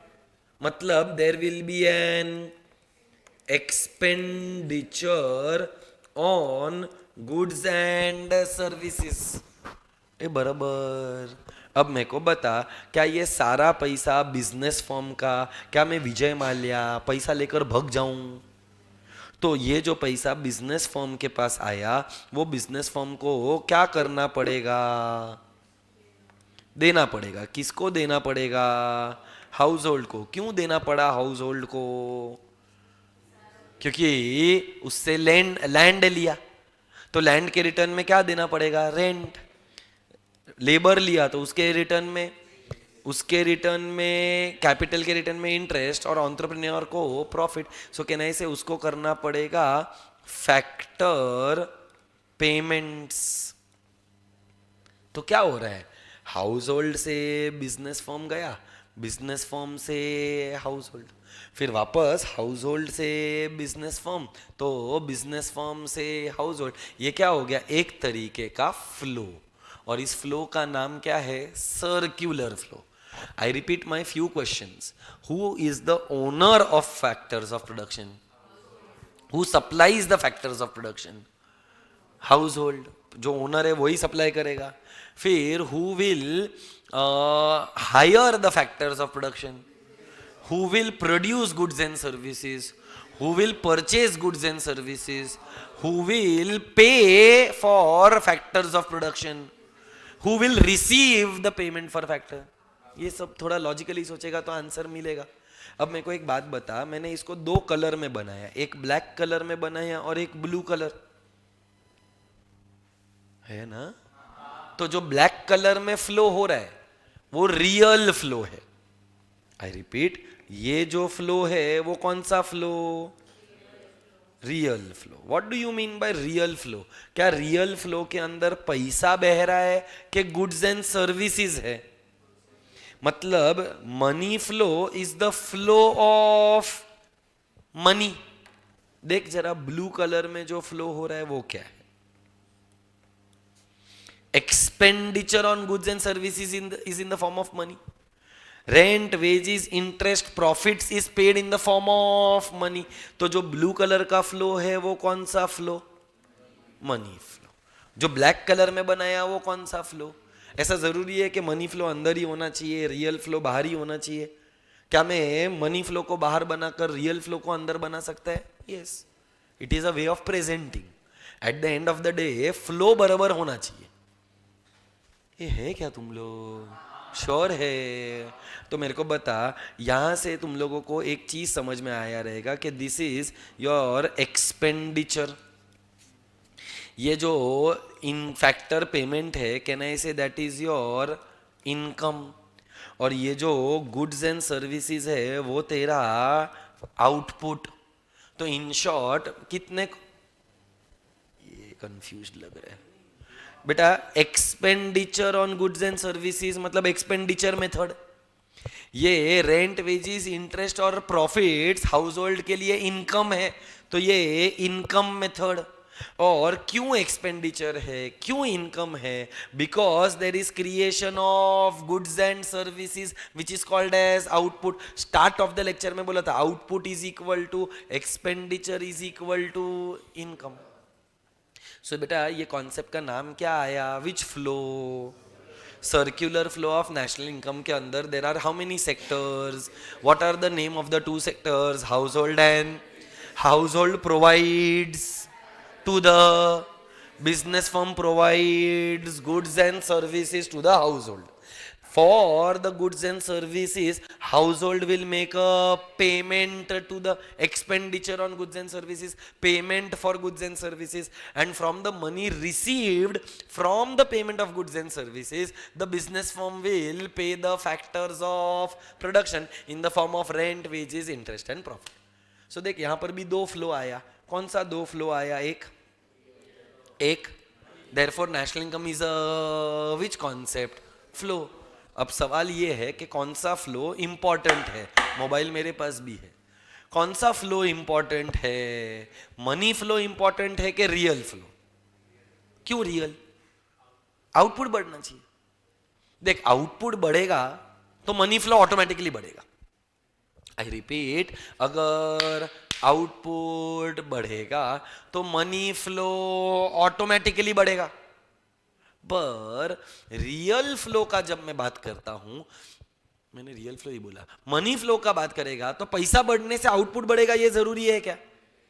पैसा बढ़ जाएगा प्राइस बढ़ने के वजह से, आउटपुट नहीं बढ़ेगा। पर अगर आउटपुट बढ़ जाएगा तो पैसा ऑटोमेटिकली बढ़ेगा। सो रियल फ्लो और मनी फ्लो में से ज्यादा important is which flow? Real flow. Are we clear? Are we sure? पक्का? I want you to draw this diagram in your notebook.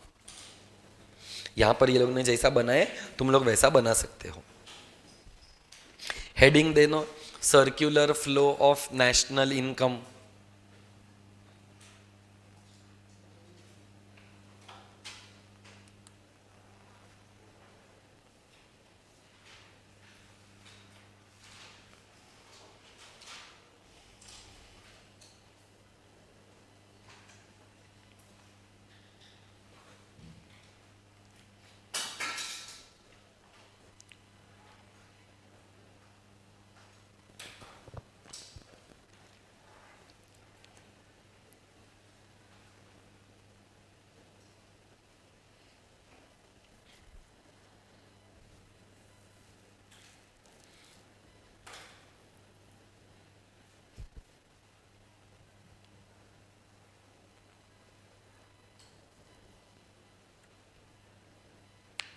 देखो इतना सारा एरोज नहीं बनाने करेगा तो चलेगा, डोंट वरी। वो लोग ने देखे ऐसा बहुत सारा एरोज किया है। You draw it the way you are able to understand. Atharva तेको मेरा वाला डायग्राम देखने का है, तू देख सकता है। ये ले ले उसका फोटोग्राफ। मैंने कुछ अलग नहीं पढ़ाया है, मैंने वही पढ़ाया है। 5 4 3 2 1 टेकन द फोटोग्राफ। जिसको यहाँ से बनाना है वो लोग यहाँ से बनाओ। बोलना बेटा, वो वाला दिखाऊं? ठीक है, ये लो, ले ले।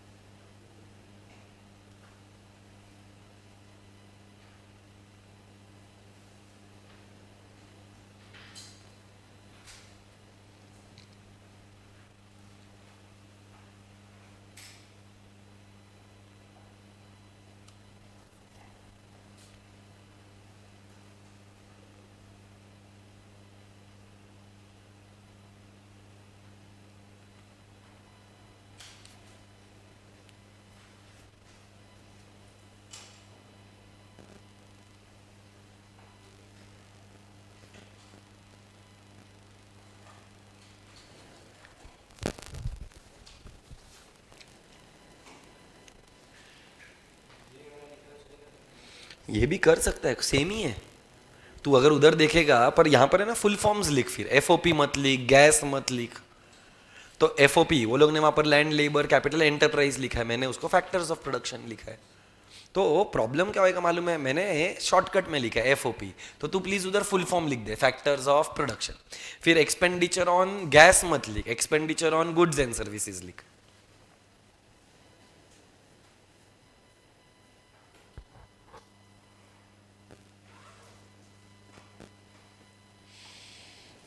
Zoom class, are we all clear? Can we please reply in the chat box?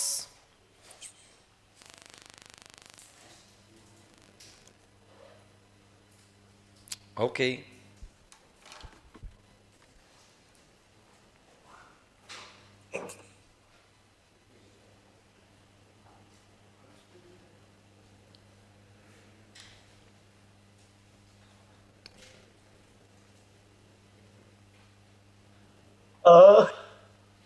क्या बोल रहा है कल्प? कल्प ही है।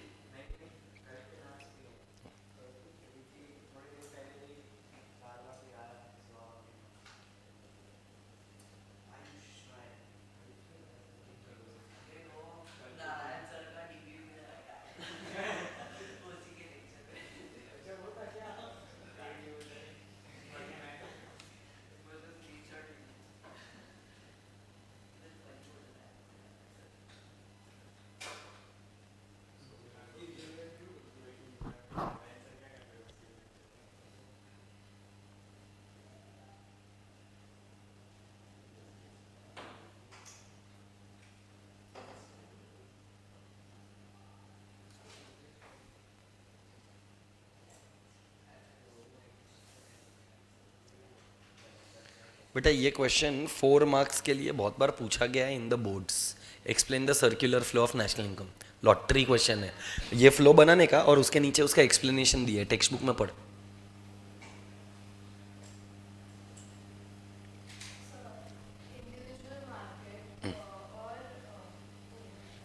इंडिविजुअल डिमांड और market demand is what you mean? Exam में बोल रही है, ऑफ कोर्स।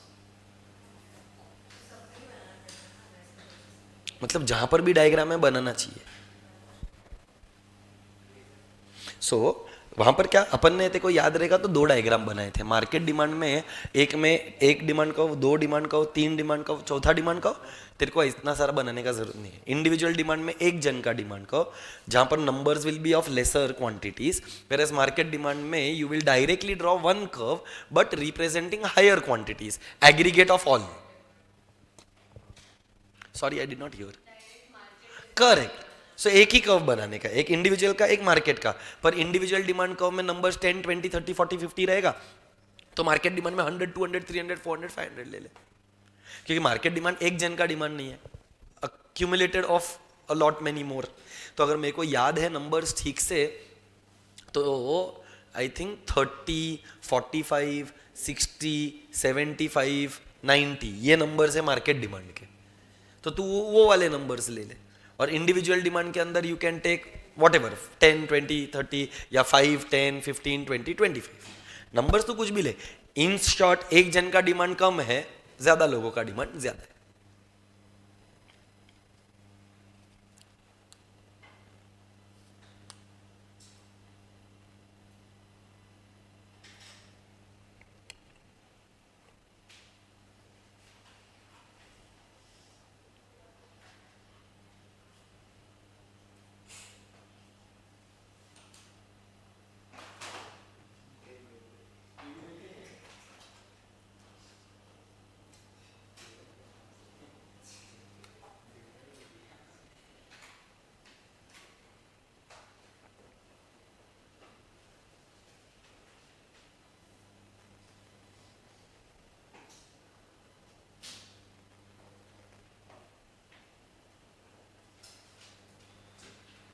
डन।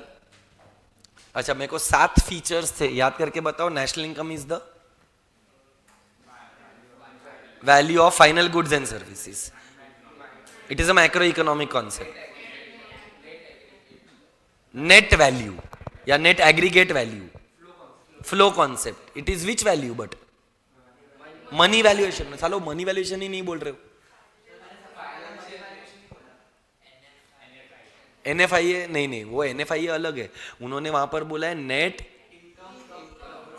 वहां पर वो लोग ने क्या दिया है? सो नेट फैक्टर इनकम नहीं दिया, नेट इनकम बोला है। नेट इनकम मतलब x minus M plus r minus P. x for export, m for import. I repeat, x for export, m for. तो बेटा प्लीज रणवीर ध्यान दे, बहुत इंपॉर्टेंट है, तू कंफ्यूज हुआ है। Net income from abroad and net factor income from abroad are different. Income from abroad मतलब x minus M r minus P दोनों आएगा, पर नेट फैक्टर बोला तो उसके अंदर क्या आएगा? सिर्फ r minus P, receipts minus payments. So total कितने फीचर्स थे? 7। सो अगर तू देखेगा क्वेश्चन 1 हो गया अपना, क्वेश्चन 2 हो गया। ये देख जो तू पूछ रही थी ना 4 मार्क के लिए कैसे एक्सप्लेन करने का, ये रहा। This is how you will explain. There are 2 sectors, household and firm. फिर factors of production flow from household to the firm. In short जो मैंने तेरे को explanation दिया वही explanation वो लोग ने वहाँ पर verbal format में लिखा हुआ है। Are we all clear? Sure.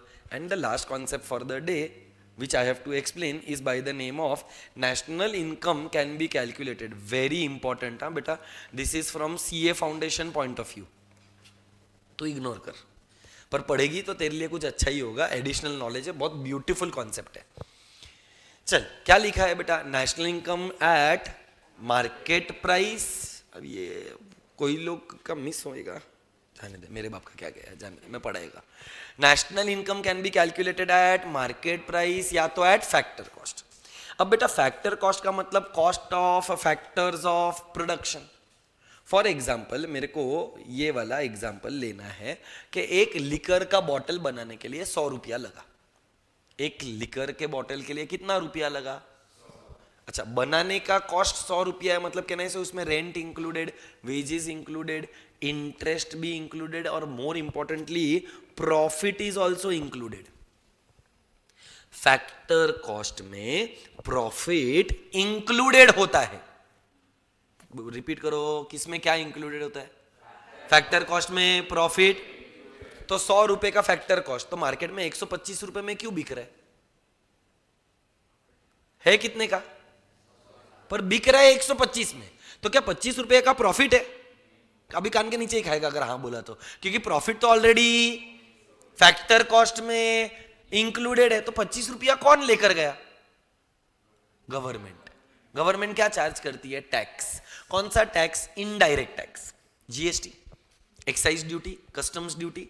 सो कहना से गवर्नमेंट ने इनडायरेक्ट टैक्स चार्ज किया। हाँ, जब गवर्नमेंट इनडायरेक्ट टैक्स ऐड करती है तो मेरा मार्केट प्राइस कितने का बन गया? 125। फैक्टर कॉस्ट कितना था दोस्त? 100।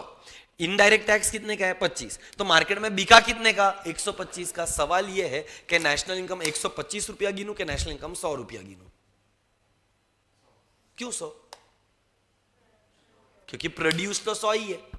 अच्छा, दूसरा बात, बिका तो 125 में ना, पर कोई तो तुरंत मेरे को इधर से बोलेगा सर बेचा तो 125 में, पर वो 25 रुपया कौन लेकर गया? और गवर्नमेंट ने मेहनत का लिया कि फुकट का लिया? गवर्नमेंट ने इस 25 रुपए के सामने मुझे कुछ दिया क्या? गवर्नमेंट ने मुझे लैंड प्रोवाइड किया? इल्लपो। क्या गवर्नमेंट ने मुझे उसके लिए लेबरर दिया? इल्लपो। क्या गवर्नमेंट ने मुझे उसके लिए कैपिटल दिया? इल्लपो। मतलब गवर्नमेंट फुकट का पैसा लेकर गया। हाँ, ये 25 रुपया अर्नड है कि अनअर्नड है? और जो अनअर्नड है वो नेशनल इनकम में इंक्लूड। तो देख मैंने क्या लिखा है, 25 रुपए के नीचे अनअर्नड। अनअर्नड है तो क्या करना चाहिए? तो मुझे बता, मैं मार्केट प्राइस पर है, मैं किधर है, और मुझे जाना फैक्टर कॉस्ट पे, मुझे जाना फैक्टर कॉस्ट पे है, तो मैं मार्केट प्राइस में ऐसा क्या करूं जिससे मुझे फैक्टर कॉस्ट मिलेगा? टैक्स को निकाल दो। निकाल दो मतलब माइनस इनडायरेक्ट टैक्स। तो लफड़ा क्या है? मार्केट प्राइस इंक्लूड करता है पर करना चाहिए तो फैक्टर कॉस्ट एक्सक्लूड करता है। तो what is better, market price is better कि factor cost is better? I repeat my question, सबसे आंसर नहीं आया इसके लिए। विच कॉस्ट या which price is better? Is market price better कि is factor cost better? Why factor cost is better? Because it only considers the produced value. It does not consider indirect taxes. पर indirect taxes क्यों निकाला sir? Unearned है। क्यों unearned है? क्योंकि उसके सामने कोई गुड या सर्विस क्रिएट हुआ। So market price minus is called age factor cost. अभी रणवीर बड़ा ही चालू आदमी, दारू भी बनाता है दवा भी बनाता है। तो पहले दारू बनाया, अब दवा बना रहा है। दवा कितने का बनाया? 50 रुपये। पर गवर्नमेंट ने बोला कि ये दवा को मार्केट में 40 रुपए में बेच। मार्केट में कितने रुपए में बेच? तो उसको बनाने का कॉस्ट कितना है, बेचने का कितने में? तो 40 रुपया किससे मिलेगा? 40 रुपया गवर्नमेंट से मिलेगा? नहीं नहीं, तो मेरा सवाल क्या है, हाँ 40 रुपीज मार्केट से मिल गया तो 10 रुपया कौन देगा? क्यों गवर्नमेंट देगा मेरे को? Out of love, care, affection, कि मेरे मेहनत का है। मतलब गवर्नमेंट ने मुझे 10 रुपीज कॉम्पनसेट किया है, क्योंकि ये मैं इसको सब्सिडी बोलते हैं। याद है ऐसा कुछ पढ़ाया है? Subsidy. Subsidy is a grant और a concession given by the government to the producer. तो ये 10 रुपया तो फुकट का ना, के मेहनत का? मतलब कहना इसे वो अर्नड है, और अर्नड है तो इंक्लूड होना चाहिए। पर मार्केट प्राइस, तो मार्केट प्राइस इंक्लूड करता है कि नहीं करता है? तो अपने को करना चाहिए। इसके लिए मार्केट प्राइस में क्या ऐड किया तो बन क्या गया? So in the case of market price and factor cost, if I have to select one, which one will I select? I will not select market price. I will always select factor cost. Factor cost नाम ही है ना, factor cost is the cost of factors of production. Factors of production को जो पैसा मिला वो फुकट बोलता है, मेहनत का, और मेहनत का इनकम इंक्लूडेड होना चाहिए। Indirect taxes are earned के unearned? Subsidies are. So what is the final formula? Market price से फैक्टर कॉस्ट, ब्लू कलर का लाइन दिख रहा है। मार्केट प्राइस से किधर जाना है? वो निकाल दो जो अनअर्नड है, वो ऐड कर दो जो अर्नड है,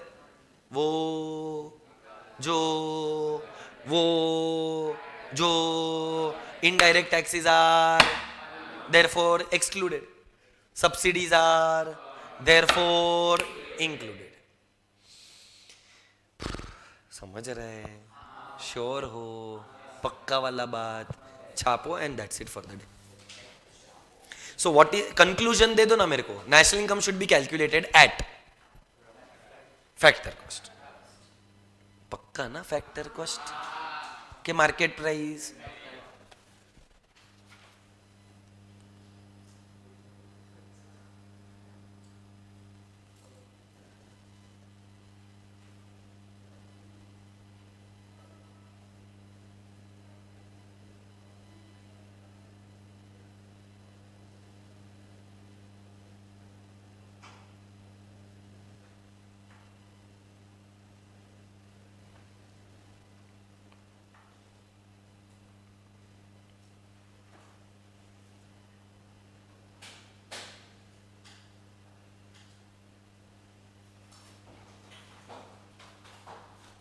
हो गया लिखकर, पूरा छाप लिया सालो, लिख रहे हो, मजाक कर रहे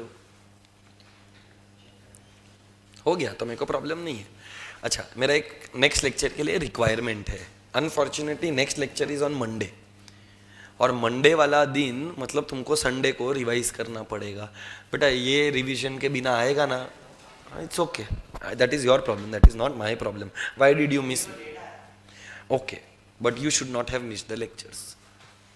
तो मेरा एक रिक्वेस्ट है बेटा, रिवीजन ही मांग रहा हूँ, जो भी आज पढ़ाया ना वो सिर्फ रिवाइज करके आना है। तो ऐसा तो नहीं है कि तेरे को नहीं आता है वो पढ़ने के लिए दे रहा हूँ, मैं तुझे वही चीज़ दे रहा हूँ जो तेरे को पढ़ी हुई है। तो मेरे को है ना ये वाला पूरा रिवाइज्ड चाहिए। RWIP, rent wages interest profit है वो। फैक्टर कॉस्ट क्या होता है? वही होता है ना।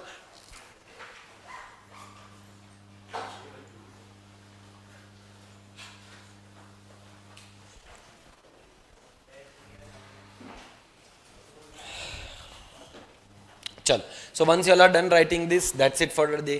Thank you so much. Please like, share, subscribe, comment, hit the bell icon. Bye bye.